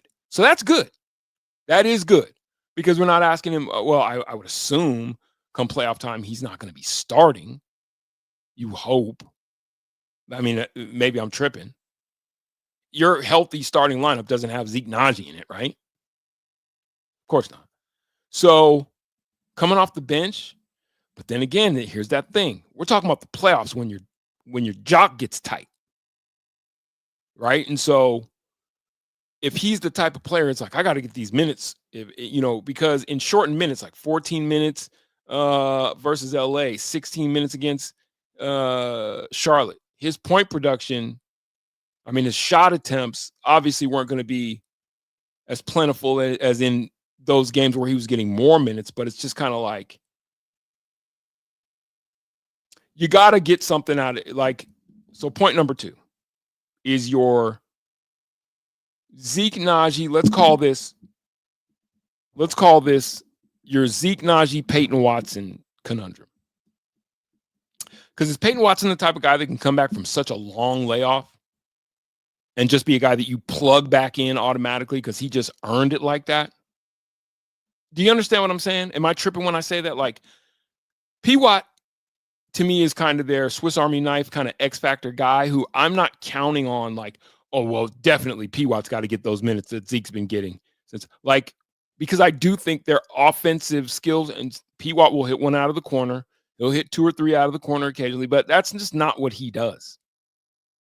He's going to defend. He's going to be active. He's going to get after loose balls. Pause. But I don't know if those minutes are just, those got to be his. Who do you take? Who would you take playing their quote unquote best basketball? Who are you giving the majority of the minutes to? P-Watt or Zeke? Personally, if he's playing well, if he's playing like he's been playing, because he's just a little more stout. He's not as long as P-Watt, I guess. I mean, reach-wise, he's tall. I'm like, okay, I probably would give the bulk of those minutes to P-Watt to Zeke, because if played into a rhythm, I think you probably get a little more out of him offensively. And you don't lose all that much with him defensively, is all I'm saying. Because he's going to at least, he's going to rebound the position. He might not get as many blocks. What did he have? 4 blocks against Portland? That's against Portland, but 4 blocks nonetheless. He had 5 blocks against Charlotte. It's against Charlotte. 5 blocks nonetheless.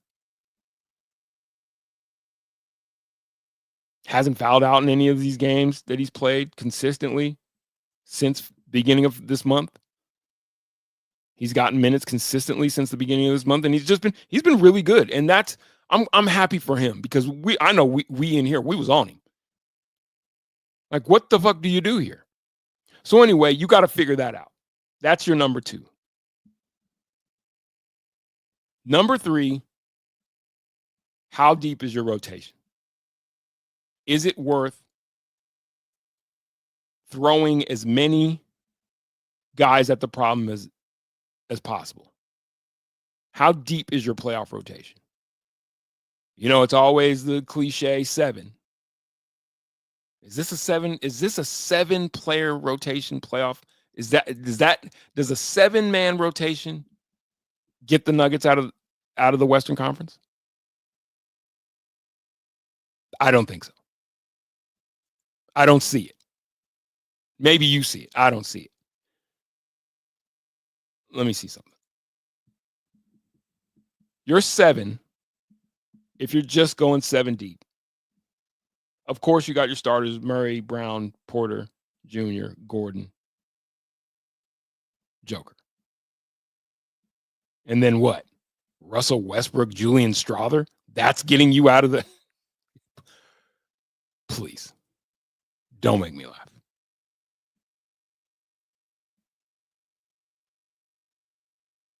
That 7 is getting out of... No. You've got to get production out of Julian Strawther, Zeke Naji, Peyton Watson. You're 8 deep by default. Not to mention, Joker is going to get no breather. You're not spelling Joker at all.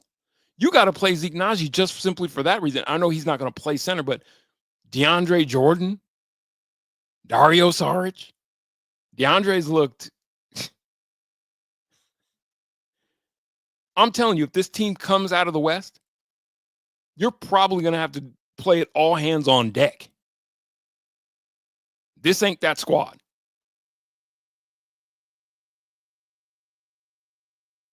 So to me, those are the 3 things. Those are the 3 things that I'm looking for. Michael Porter Jr., number 1. He can help shorten your bench if he plays like a man, but we haven't seen that version of Michael Porter Jr. ever. Just assertive man's game shit. We've seen him have flashes, like assertive third guy, looking like a second option, looking like a guy who, man, we're going to have to make sure we hold on to this guy and not lose him to free agency type shit.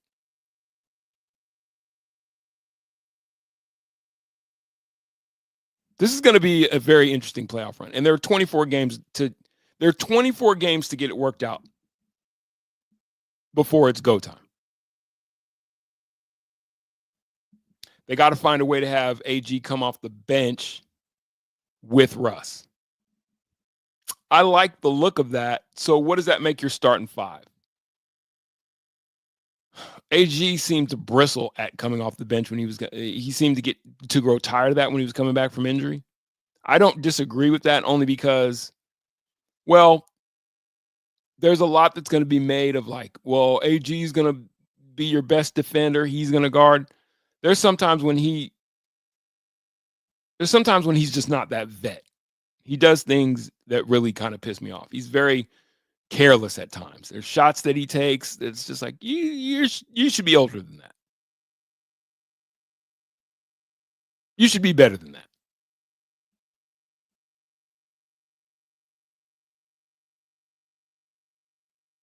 So, if he's got to take one for the team, if AG's got to take one for the team and it's like our best bet, I think it's more about just making sure that Russ is tucked into Joker's pocket. You with me.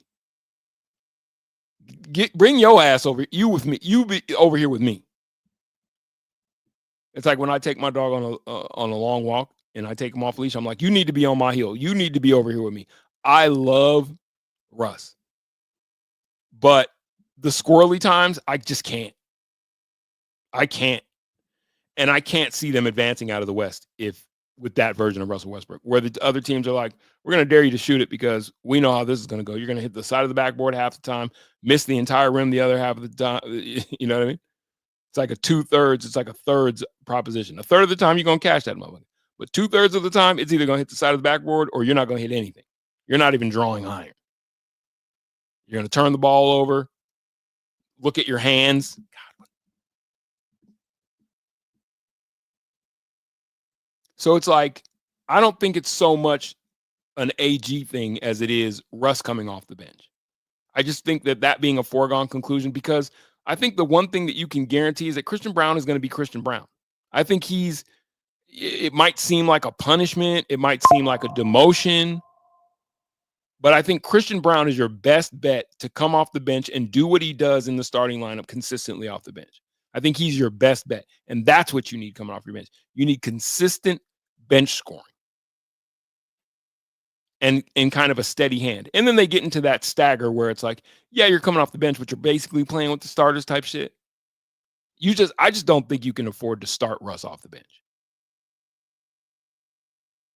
I just don't think you can afford to start Russ off the bench. I think that's a recipe for an early exit, to be honest. An embarrassing for him and us. I think that's a recipe for disaster. I love Russell Westbrook's fire. I hope that they're able to help him get a ring. I don't trust that man to save any of our lives.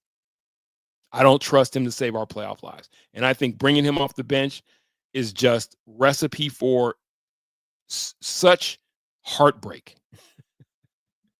I mean, I guess if you got money on it, it'll be real heartbreak. I think Russ is, in this circumstance, the X factor that needs to be tucked into Joker's responsible hand. Like, come here, you play best with me. So you with me.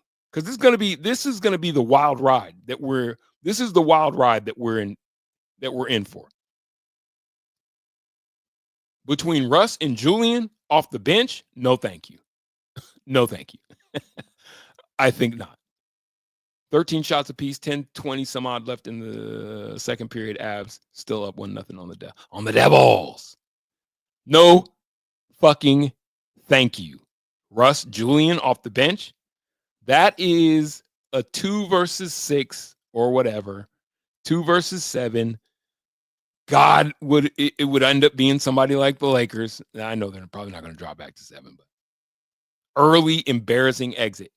To wit, this microphone, yeah, like that. Russ has to be reeled the fuck in.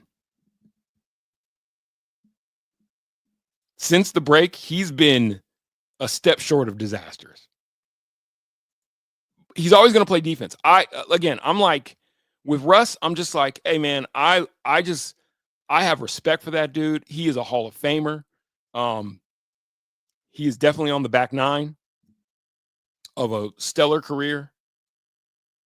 And I am, as much as I want to see him get a ring, what I'm not willing to watch is for this team's championship opportunity to go down the drain, because that dude is a disaster. Just trying to, recapture what once was, that's not coming back.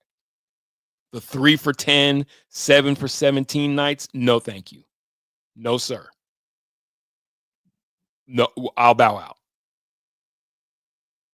I'd rather disrespect a guy who I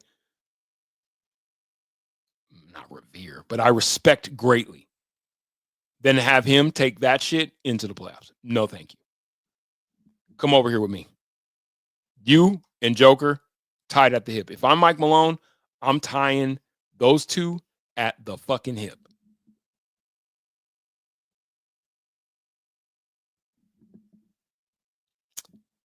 Andon says, well, let's not forget that Malone took all the blame for exhausting his starters going into the postseason.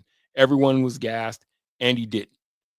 And still doesn't trust his bench to step up. Well, I don't know what you're going to do, because now it's not even just a matter of them being gassed, because I think he's been able to spell everybody but Joker pretty well. Everybody's gotten ample rest. They don't look gassed.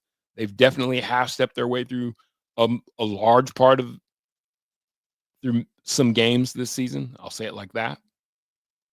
I don't think that I just don't know if everything ratchets up in the postseason. And we saw what the Lakers, throwing a triple team at Joker did, and we saw how the other guys responded. Now, he turned the ball over, he took 7 shots and turned the ball over 7 times in that game, but The book's out.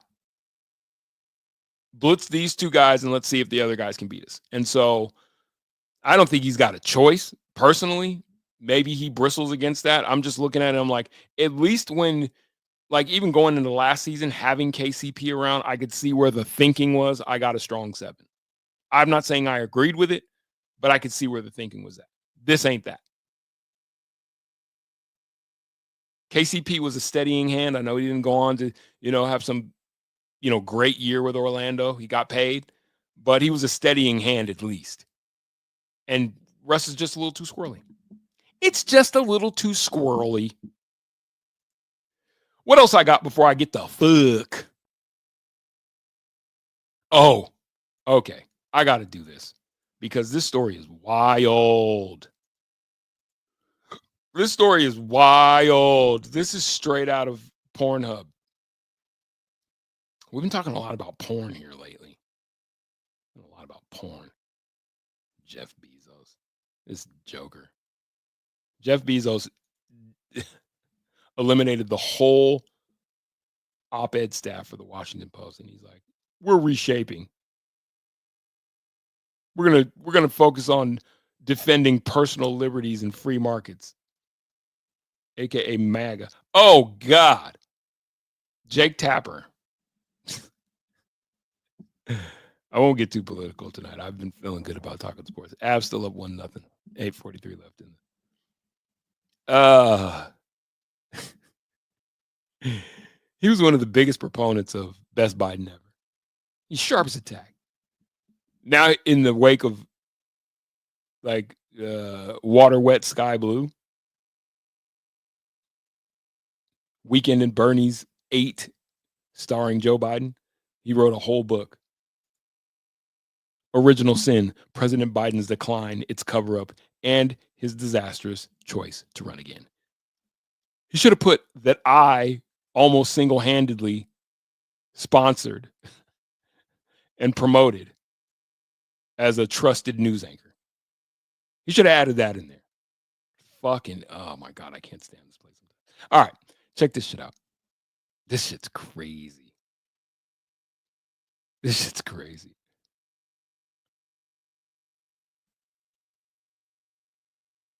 Let me see if I can find. This shit's guy. Yeah, everybody's been clowning this dude. It would so suck to be this guy. So yesterday, I'm on Twitter. Yesterday, Mary Kate was trending on Twitter, and I'm like, Mary Kate Olsen, like, you know what I mean? Mary Kate and Ashley. Hold on, let me see. Coop's in the building. What you say, brother? I want to thank the whole hood who came out here. I love y'all. Every day in my hood, I bang. I'm a nice worker. Oren, you won't type Ice JJ Fish. Fuck is you doing? Double game fog, dare you? Psh, what? Bruh, you don't know me very well. I know I won't get copywritten for Ice JJ Fish. This better not be porn. Ice JJ Fish. Fuck is you doing? Let me see. What is this? What is this? Let me see. Can you guys hear this? Tell me if you can hear it.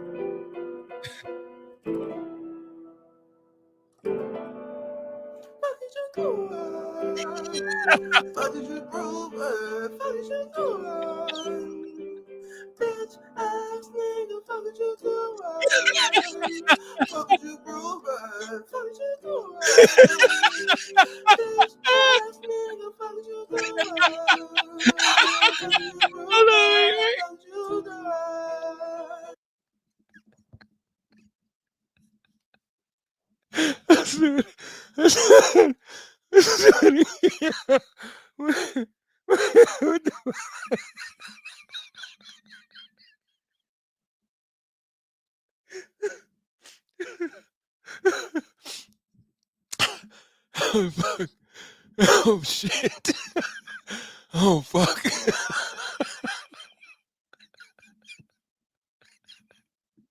Wait a minute, man. Wait a minute, man. The lead up. I'm fucking sweating. The lead up. Oh, Christ. This dude, Ice JJ Fish, is a national treasure. He needs to be protected at all costs.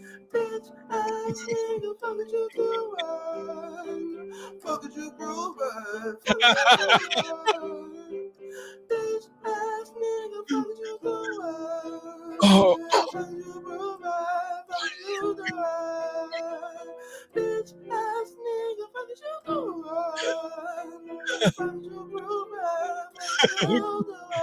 Okay, all right. Okay, I can't. I'm sweating. What in the hell? Let it play. Let it go on. Okay, I'm gonna let it go.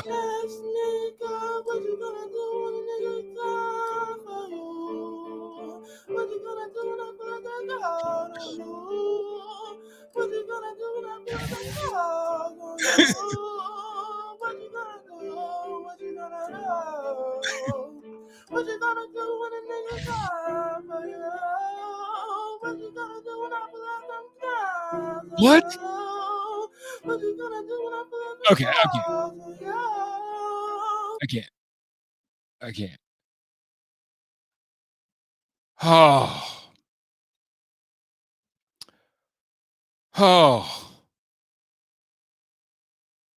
Holy God. There are certain things, you guys know Ice JJ Fish, of course. Oh my God. Oh. There are certain things that are just like, he's not being ironic either. He's for real. Cool, right? He means this. He is serious about his art. He's been doing music. When was the first time Ice JJ Fish came on the scene? What was his first?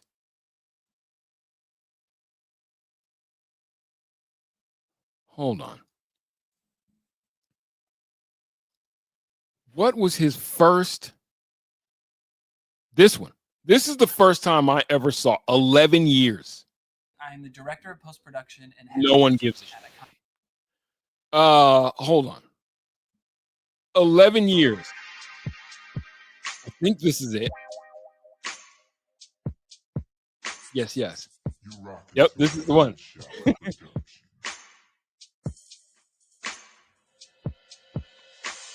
It's something about a girl that just makes my head wanna twirl. Oh, you got me want to tell all them other girls there's nothing else better on this world. The moment I've seen I was in shock. So shocked with the things that I've done. That's how he started his music career. 11 years ago. And it's been hit after motherfucking hit.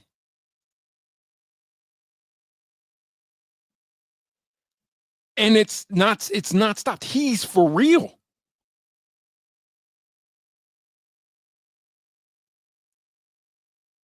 Oh dear God. You know, the internet has allowed room for this thing that we do together. A congregation of, I think, some pretty smart cats. Obviously news and information, the things that we react to, and then discovering new real talent, and then just it's like an asylum. Anyone can upload anything. He put out a double Christian album? No.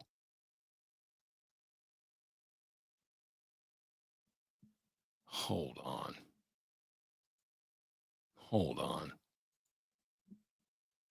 Double. He's singing about the good Lord Christ.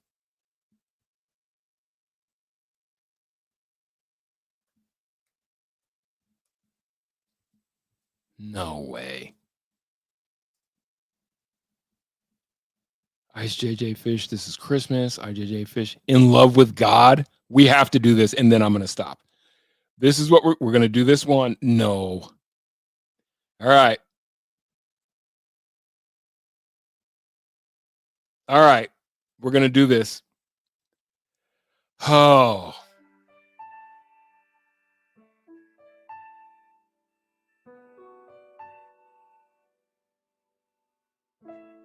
I'm going to hit the eject button if it gets disrespectful.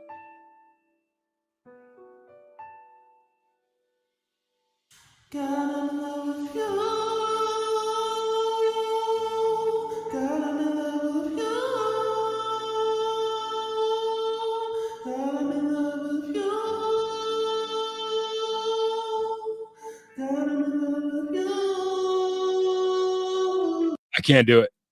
Oh God. Someone's psychosis is like it's like watching a person go through it. Like no one in this man's life has ever been like, bruh, fam. But he's got 762,000 subscribers. So what the fuck am I talking about? Wherever you.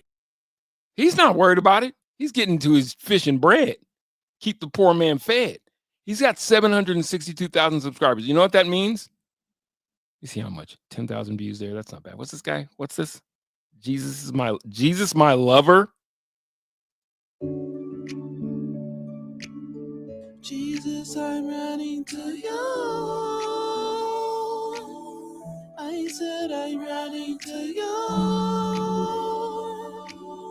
Jesus, I'm running to you. Oh, I said I'm running to you. Jesus, I'm running to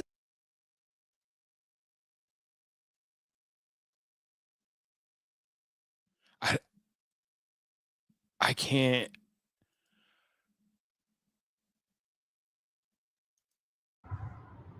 You know, the church system that's in America is straying people away further from God than bringing them to God. And I'm gonna explain why. I'm not gonna say every church Tell us, doing so, please, Ice JJ Fish, please. I don't ask for much, God. I don't ask for a lot. And I know that you're down with Ice JJ Fish. So I just need him to break this down, because the one thing that I've been waiting for is for him to tell us how to majority, because you know, just say a lot of people are putting their faith in their pastor, whether that be a man or a woman, and that alone, a woman shouldn't be a pastor because it goes against the word of God. See, he's a serious human. He's serious. He's serious. What? I don't think I could ever listen to a full song of this. No. He is preaching. Your life is worse now. Everything is bleeding. Bruh. All right. Ice JJ Fish has a deeper side. This is why God has a son. Okay. Today I want to talk about like order, you know, like God's characteristics and how he presents himself in the Bible, and it's all about order. And also this is mainly to touch on like people claiming God has no son, you're delusional, you know, the Muslims or whoever.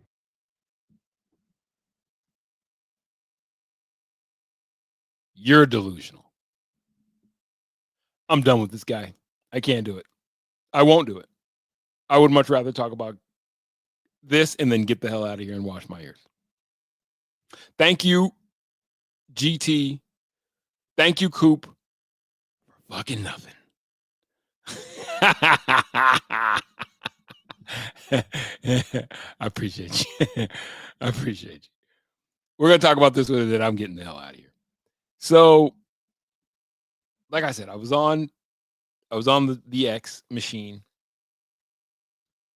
And I saw this story. I saw Mary Kate trending, and I was like, Mary Kate from Mary Kate and Ashley. And I was like, did one of those twins die? No. Mary Kate Cornett is the girl. And she went viral for allegedly sleeping with her boyfriend's dad. And then the kid stayed with her.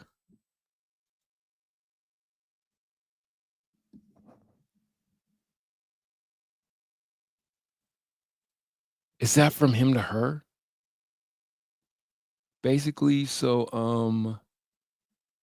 I know like if you heard this part, but so over like the break, or I can click right before the break started.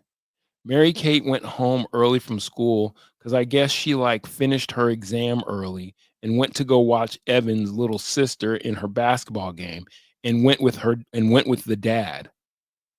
And then they dropped the sister off at home like after the basketball game, and they went to like dinner and drinks and was like buying her drinks and stuff, and then they like got with each other there or something.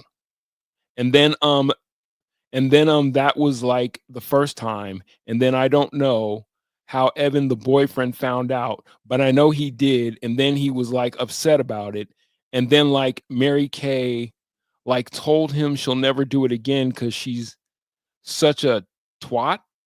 Oh, effing liar, and can't read that loser. I'm sorry, and something can't read that, but the mom knows, but she's not getting divorced fully because of Mary Cape, but because the dad is like cheated on her before like multiple times, so like why?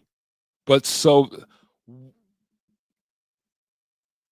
if your dad bags your, this is the dad, Eric Solis, private banker at Comerica Bank. He's a wealth manager. He's a wealth management systems manager. He's a private banker at a wealth management systems manager. He bagged his son's girl. That's his son. That's Mary Kate. And he stayed. She's a number.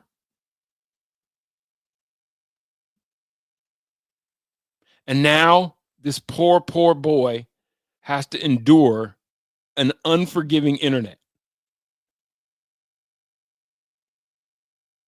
This was my favorite response. Evan Solis getting revenge on his dad by banging his mom to even the score.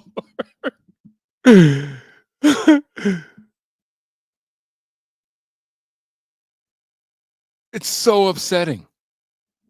Oh, that one's from Sperm Center. That's adult. Sir, they hit the second tire. That's fucked up. Oh, watch this.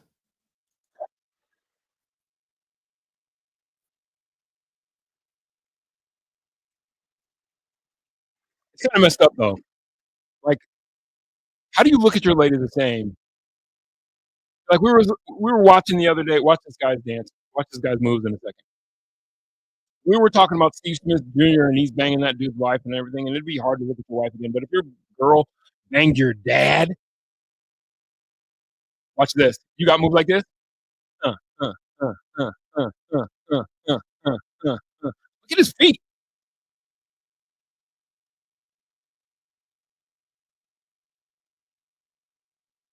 Look at his feet. It's like cartoon feet. If your dad bangs your girlfriend and you get back with her, what does that say about the relationship that you have with your dad? That's a strong relationship. What does that say about the relationship that you have with your lady?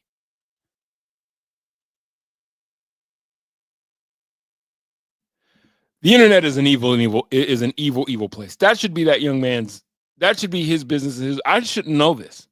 And it definitely shouldn't be getting memed. Like if he still stayed with his chick, trying to get on the old man's good side. How you doing, big man? Awesome. What you up to? What's up? Just wanted to text you and say I love you. Love you, man. That was so nice. How you doing? I think the blue bubble is the kid. That was so nice.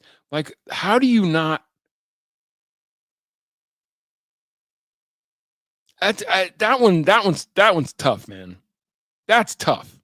How do you rebound from that? Oh, you guys couldn't see it. You're still looking at I Just JJ Fish. My bad. Hold on, let me show you guys. You guys were still looking at I Just JJ Fish. Okay. This is the kid. So unfortunate. So this is the chick, Mary Kate Cornett. She's a number. That's her boyfriend. That's his dad. Eric Solis, private banker at Comerica Bank. That was the text that I was reading. So unfortunate for him. Evan Solis getting revenge on his dad by banging his mom to even the score is crazy work. Oh, and this is what I was showing you guys. Okay, watch the footwork. Watch the footwork.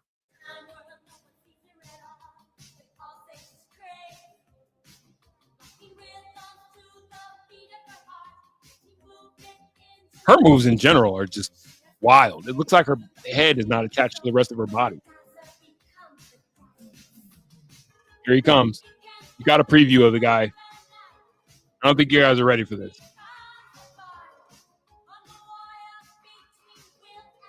You ready for it? Here it comes. And go.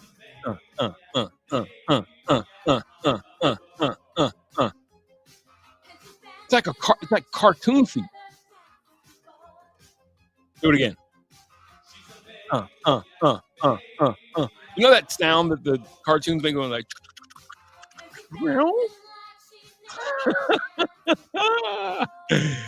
Oh God. The 80s.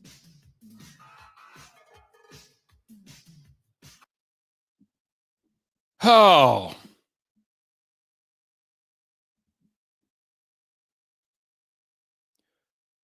Usher could never. Exactly. Yeah. The simping is at all red critical levels. We got to fix this country. Dad says she's flat. Oh, that's exactly what you would have to tell your. Oh, that's so crazy. That's it's so crazy, and that's exactly what you. And you know he's desperate to hear her say that, right? Is it bigger than my dad's? Is it better banging me than banging my dad? You know you're better than your dad, babe. No, tell me you love me. Do you love me more than you love my dad? You know it's better. You know it's better with you. It's always better with you, babe. I was drunk. It was just sex. Was it just sex with my dad? Did you enjoy banging my dad? Tell me that I'm special. He's trying to get it back. Did you do the thing that you do with me with my dad? Did you tell him that he pleases you like you tell me? Did my dad please you? You like that? You like it as much as you like it with my dad? He's sobbing. He's trying to make sweet, sweet love to his lady, but he's sobbing because all he can picture is his dad hunched. His dad, the banker, just hunched over his. That's how I picture bangers. A banker banging. He's like.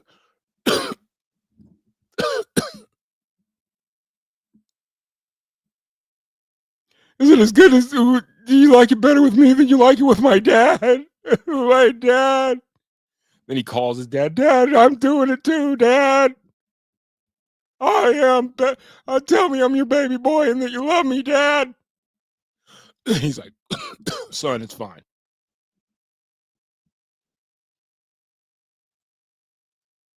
Rashad McCants said on a pod Men with money will take your girl. LOL. Yeah, I mean, his dad's a Comerica banker. She definitely got with the dad. I mean, look at this guy versus the. I mean, I don't have any design on whether the kid's kind of, he's a little scrawny.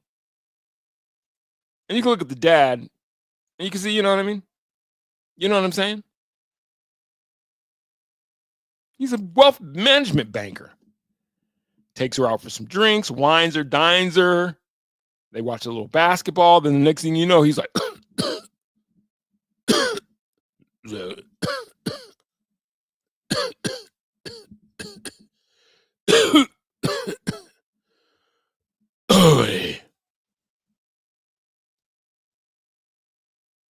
could you picture that? Like, could you picture your dad climb? Come on, somebody's dad climbing on top of their. He's like,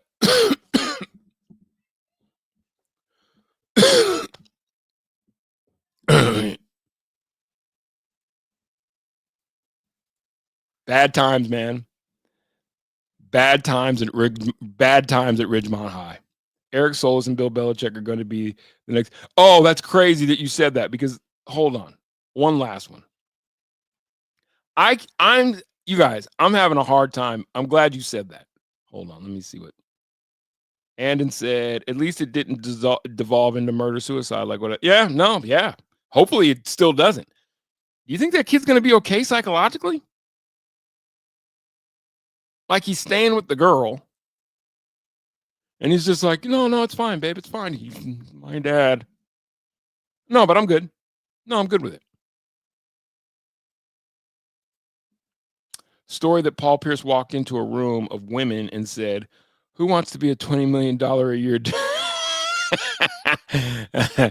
Who wants to be with a $20 million a year dude? I mean, when you got it. That speaks to the culture in a whole different light, because that means that cheap date. All these chicks who think that they're, you know what I mean? You bag a rich, you bet a rich guy, and next thing you know, it's like super weird at Christmas. So, what's the kid's name? I don't know. So, Steven, Mary Kate. How's the relationship going? How you two doing? This is Eric. I'm Eric Sloan. So, Steven, Mary Kate. How's the relationship going? You guys doing all right? Want some eggnog? Mary Kate, you want some eggnog? Come on, son. I'm kidding. I'm joking. It's a joke. Just a little jokey joke between father and son and hot little number. What's up, Mary Kate? How you doing? No way. McCants said that? Did you see the one where apparently between Leandro Barbosa and Jason Richardson, one of those two guys was actually the father of Steve Nash's newborn child. Like, Steve didn't find out till the baby was born, like, oh, and he's black. Uh-oh. It's a baby boy and he's black. That was fucked up. That's how Steve Nash found out that his wife cheated on him with either Leandro Barbosa, but I heard later it was pretty assured that it was Jason Richardson. Is that she got all the movie style, got all the way to the delivery room. Push, come on, baby, you got it. Come on, honey, push. It's like, all right, 1, 2, 3. And she, wah, wah. And the doctor's like, yeah, it's a baby boy, and he's black. And Steve Nash is just like, you bitch. You bitch. I can't believe it. He divorced her, I want to say within days, if not weeks, of the child being born. And wouldn't we all? Listen, Eric Solis will be lucky if his son just walks away from this and all he wants to do is try and make it work with his girl and not secretly be plotting on, you know, the murder, you know what I mean? The murder suey. Just keeping it real, because that is demoralizing. Your dad bangs your girlfriend, and then the only reason you go back to that girl is because you're fucked up in the head. You're trying to prove something. Am I better than my dad? Why would you do that, Mary Kate? My dad? She's just chewing and popping her gum like he got that pink horse. He got that blue chew. Your dad's got that blue chew in that bank account.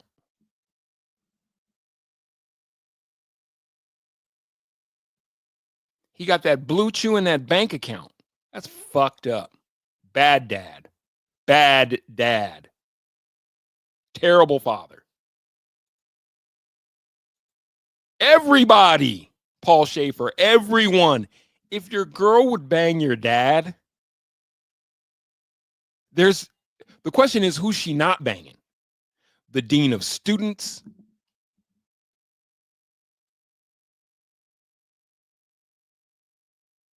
This is the guy.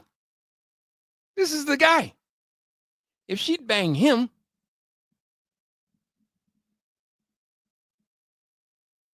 honestly, if that's my dad, no hard feelings, plenty of ball left. This was his dad's last dance. It's kind of beautiful in a way. What?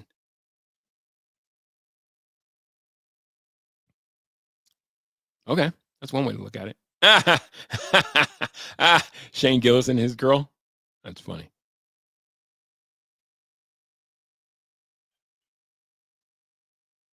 Damn, wasn't his son's girl just his turn with her? That's fucked up. All right, I feel bad for the kid. I feel bad for the kid. She's a number, though. Look at her. She's a piece. Fucked up, man. Fucked up world.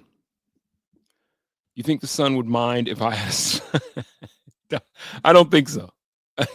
Well, I can tell you who wouldn't mind. She wouldn't. The real question, but did she bang his mom? God, the mom. What if she banged the mom and the dad? It's got Pornhub written all over it. She's a bit of a barb. She's a barb for sure. God, could you imagine? See, this is where it gets dangerous. And then I'm going to get out. This is where it gets dangerous. In this world, this day and age, your girl's trending on Twitter. You're trending on Twitter. Your girl's trending on Twitter because she banged your dad. You can't go back to school.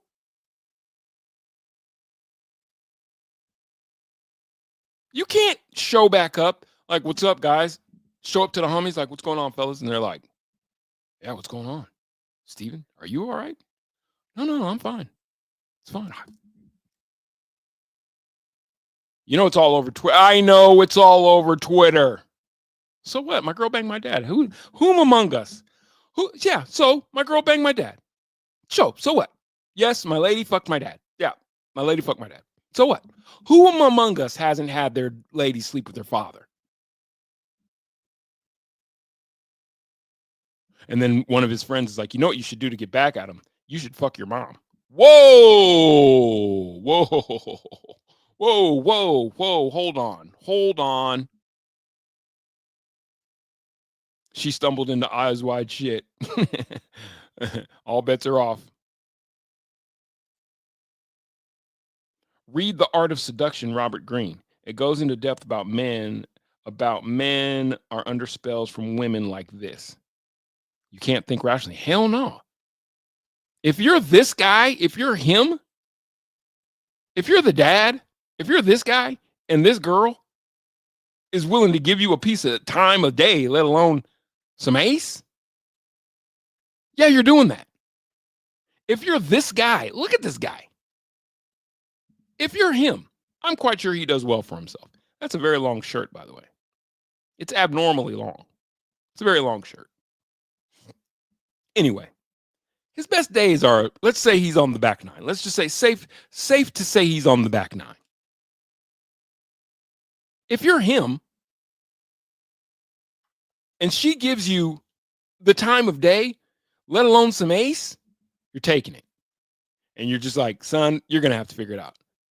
Maybe the kid understands. He's like, it's shit. If my son and she was willing to, yeah.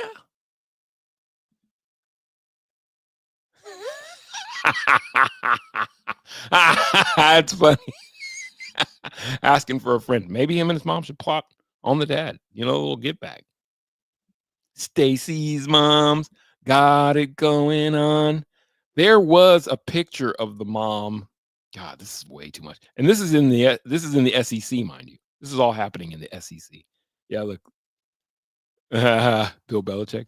I had a story. Hold on. I'm gonna find it real quick. Belichick and his girl and his gal were in the news. Hold on. Young guys and old guys and young gals. Old guys, young gals. Which, I mean, that's a dynamic, right? It's every old guy's dream, you know what I mean? To get him a young new saintin'. Get him a young new hot saintin'. A hot new little saintin'. Hold on. There it is. Let's read together, shall we? It's date night for Bill Belichick and his girlfriend, Jordan Hudson, who's about the same age as Mary Kate Colston, or whatever her last name is. Taking to her Instagram story Monday night, the 23-year-old shared a pic that showed her and the former New England Patriots head coach, now the head coach of the North Carolina Tar Heels football program. And he took that job, right? As they snapped a selfie during date night out. In the photo, Belichick, 72, wore a dark blue suit paired with lighter blue dress shirt and a tie, while Hudson appeared to be wearing a black top or dress. What is it? You tell me, what is it? What is it about an older man to a younger woman? In the caption, she wrote, "Birds of a feather." Early bird? Thunderbirds? The early bird special? Bill Belichick's got to have game. He's like, you know what, I'll do that, sweet little buddy. So many things I could do, that sweet little body. And she's like, oh, Bill. Oh, Bill. Oh, hood. He's like, I'll show you what's under my hoodie. You want to say? You want to see what's under my hoodie? What? What are you saying? So you want to see what's under my hoodie? Oh, that's funny. That's actually funny. You said, do I want to see what's under your hoodie, right? That's actually funny and sweet. You're sweet, and that's funny. He's like, you want to pull back? I'm not circumcised. You want to pull back my hoodie? Birds of a feather, she wrote atop the photo, alongside a white heart and an image of two swans. Oh, that's sweet. The couple's sweet photo comes nearly 2 weeks after Hudson shared pics of their, isn't it romantic? Their romantic Valentine's Day together. In a carousel of photos posted on Instagram on February 17th, the former cheerleader showed up a bouquet of roses. What is it? Is it the Jordan Carolina shirt? Like what? Is it the bank account? She said birds of a feather. In honor of Valentine's Day, Hudson also pinned a lengthy caption on her Instagram about their age gap. Oh, okay, we're going to learn. What constitutes love? Question mark. Or what makes someone worthy of loving or banging? His bank account? If it's your boyfriend's dad, are the questions that require a deep analysis and could possibly enable one to understand the romances that they may not understand nor relate to, she wrote on February 14th. Love does not discriminate against sex, skin color, religion, age, or ability. She's not wrong. What's the really smart guy, but he was in the wheelchair? He was in a relationship with a model, the physicist. Was that all the wisdom that she had to give? Bitch, you ain't say nothing. The Bridgewater State University graduate and Belichick met on a flight in 2021 when he said to her, "You want to see why they call me Hoodie? I'm not circumcised." She's like, "I'm sorry, what?" I said, "You want to see why they call me Hoodie? I'm not circumcised." She's like, "Wait, you're gonna have to speak up a little bit. You're mumbling." I said, "If you want to see why they call me Hoodie, it's because I'm not circumcised." She's like, "Oh, that's actually kind of funny. You want to go on a date?" Hudson and the coach were spotted together for the first time in January 2023. Since then, they have appeared together on several occasions, including their red carpet debut at the Museum Gala in New York City's American Museum of Natural History in December 2024. Maybe Bill Belichick has way more personality than any of us think. 49-year difference is crazy. Not that it can't happen. It just seems like in those situations, mostly it's like he's like, you want to see what's under my hoodie and spend a lot of my millions of dollars. And she's like, "What? I can't hear you, but I did hear millions of dollars. I didn't hear the joke, but I did hear millions of dollars. Of course I'll date you." Now that's an assumption. That I'm assuming. I'm making an assumption. I'm making an assumption that like Mary Kate banged the dad because the dad's rich, and I'm making an assumption that this girl banged Bill Belichick because he's rich. And I could be completely wrong. You think Bill's son gets a That's great. The reversal, the turn the table. He's like, "Yeah, no, turns out that my son was also banging my little hot little 20-year-old piece. I told her, you want to see what's under my hoodie and I'll spend money on you out of my bank account." She said yes, and what I didn't understand is that she actually had designs on spending my money and fucking my son.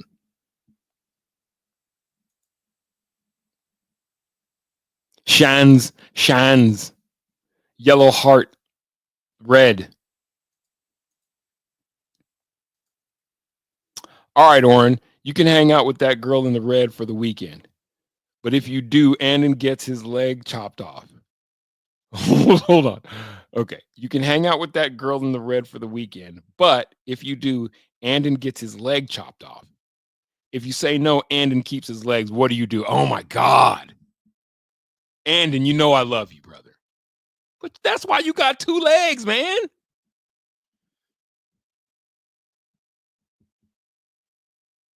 Sorry, Andon. You got two legs. You got two legs.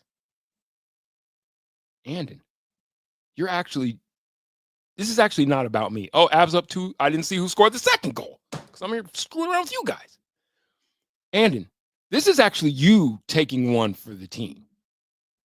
This is actually you being a good team player.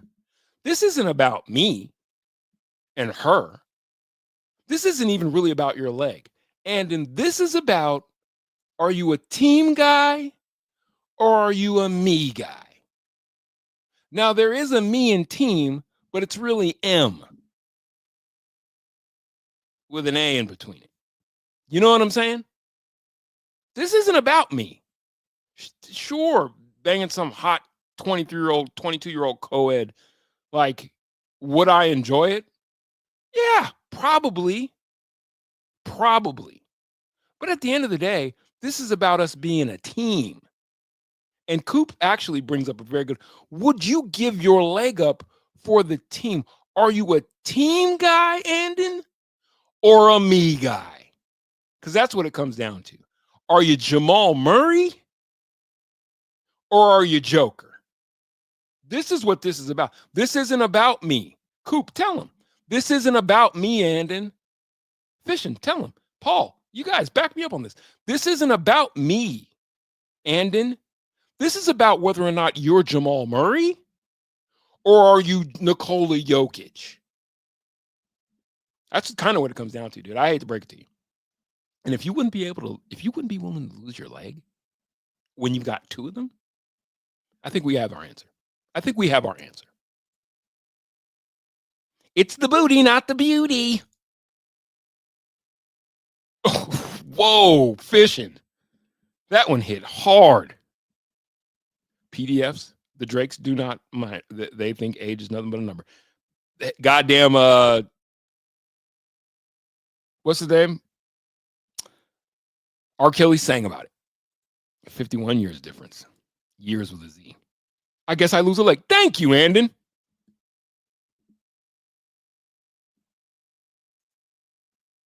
It better be worth it, goddammit. You know what? I'm going to make sure that at least when I'm like, this one's for you, Andon. Hey, young lady, you want to fix me a sandwich and then grab all your things and go. Leave the sandwich on the nightstand next to the $40. Hold on. Okay. Yeah, you can go. Ah, Christ. Christ on the cross. Just film it and we good. I don't got a problem with that. No problem with that.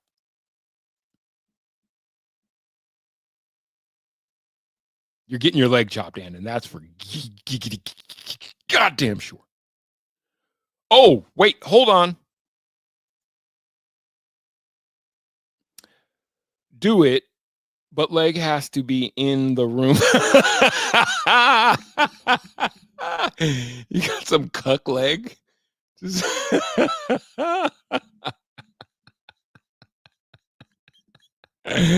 good, Andon. Do as you must, but the leg stays. Andon's like, do your worst, but the leg, let the leg watch. You guys are so much fucking fun. So superior to all they laws. The love is so sincere.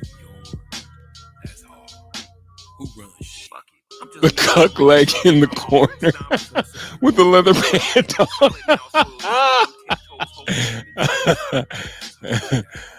Let the leg watch. Man, that went by. Oh shit, almost 3 hours. Holy shit, that went by like nothing. Me and Fishin got into an argument about Bull. I love arguing with you, Fishin. You're my guy. What does it say? Leather pant and cowboy boot. Fucking hell.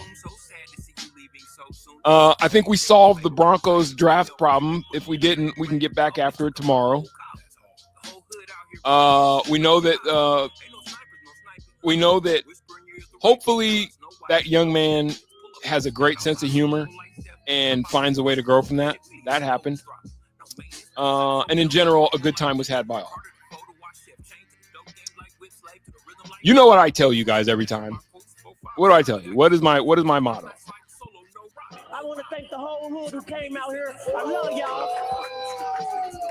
Every day in my hood, I bang. I'm a nice worker. Let's go through the regulars. Fishing for cards. I want to thank the whole hood who came out here. I love y'all.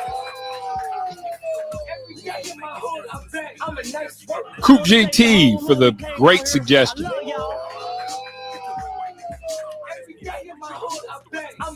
The incomparable Paul Schaefer.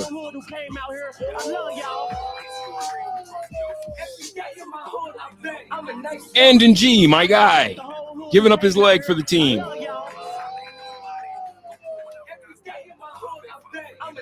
Timothy Rimothy, my guy.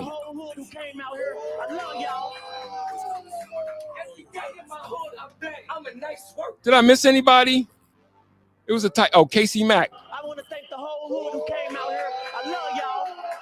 Every day in my hood, I bang. Charlie Beagle. Can't forget about Charlie Beagle. The whole hood who came out here. I love y'all. Every day in my hood, I bang. I'm a nice worker. And my guy, Dad Solo. The whole hood who came out here. I love y'all. Every day in my hood, I bang. I'm a nice worker. I tell you guys this all the time. Find somebody that you love, hold them close. Make sure that you let them know that you love them, because you never know when the next time might be the last. Peace, and I'm out. And now it's time to play everybody's favorite game. Good news. We are putting that combination. Jesus Christ. We can't run.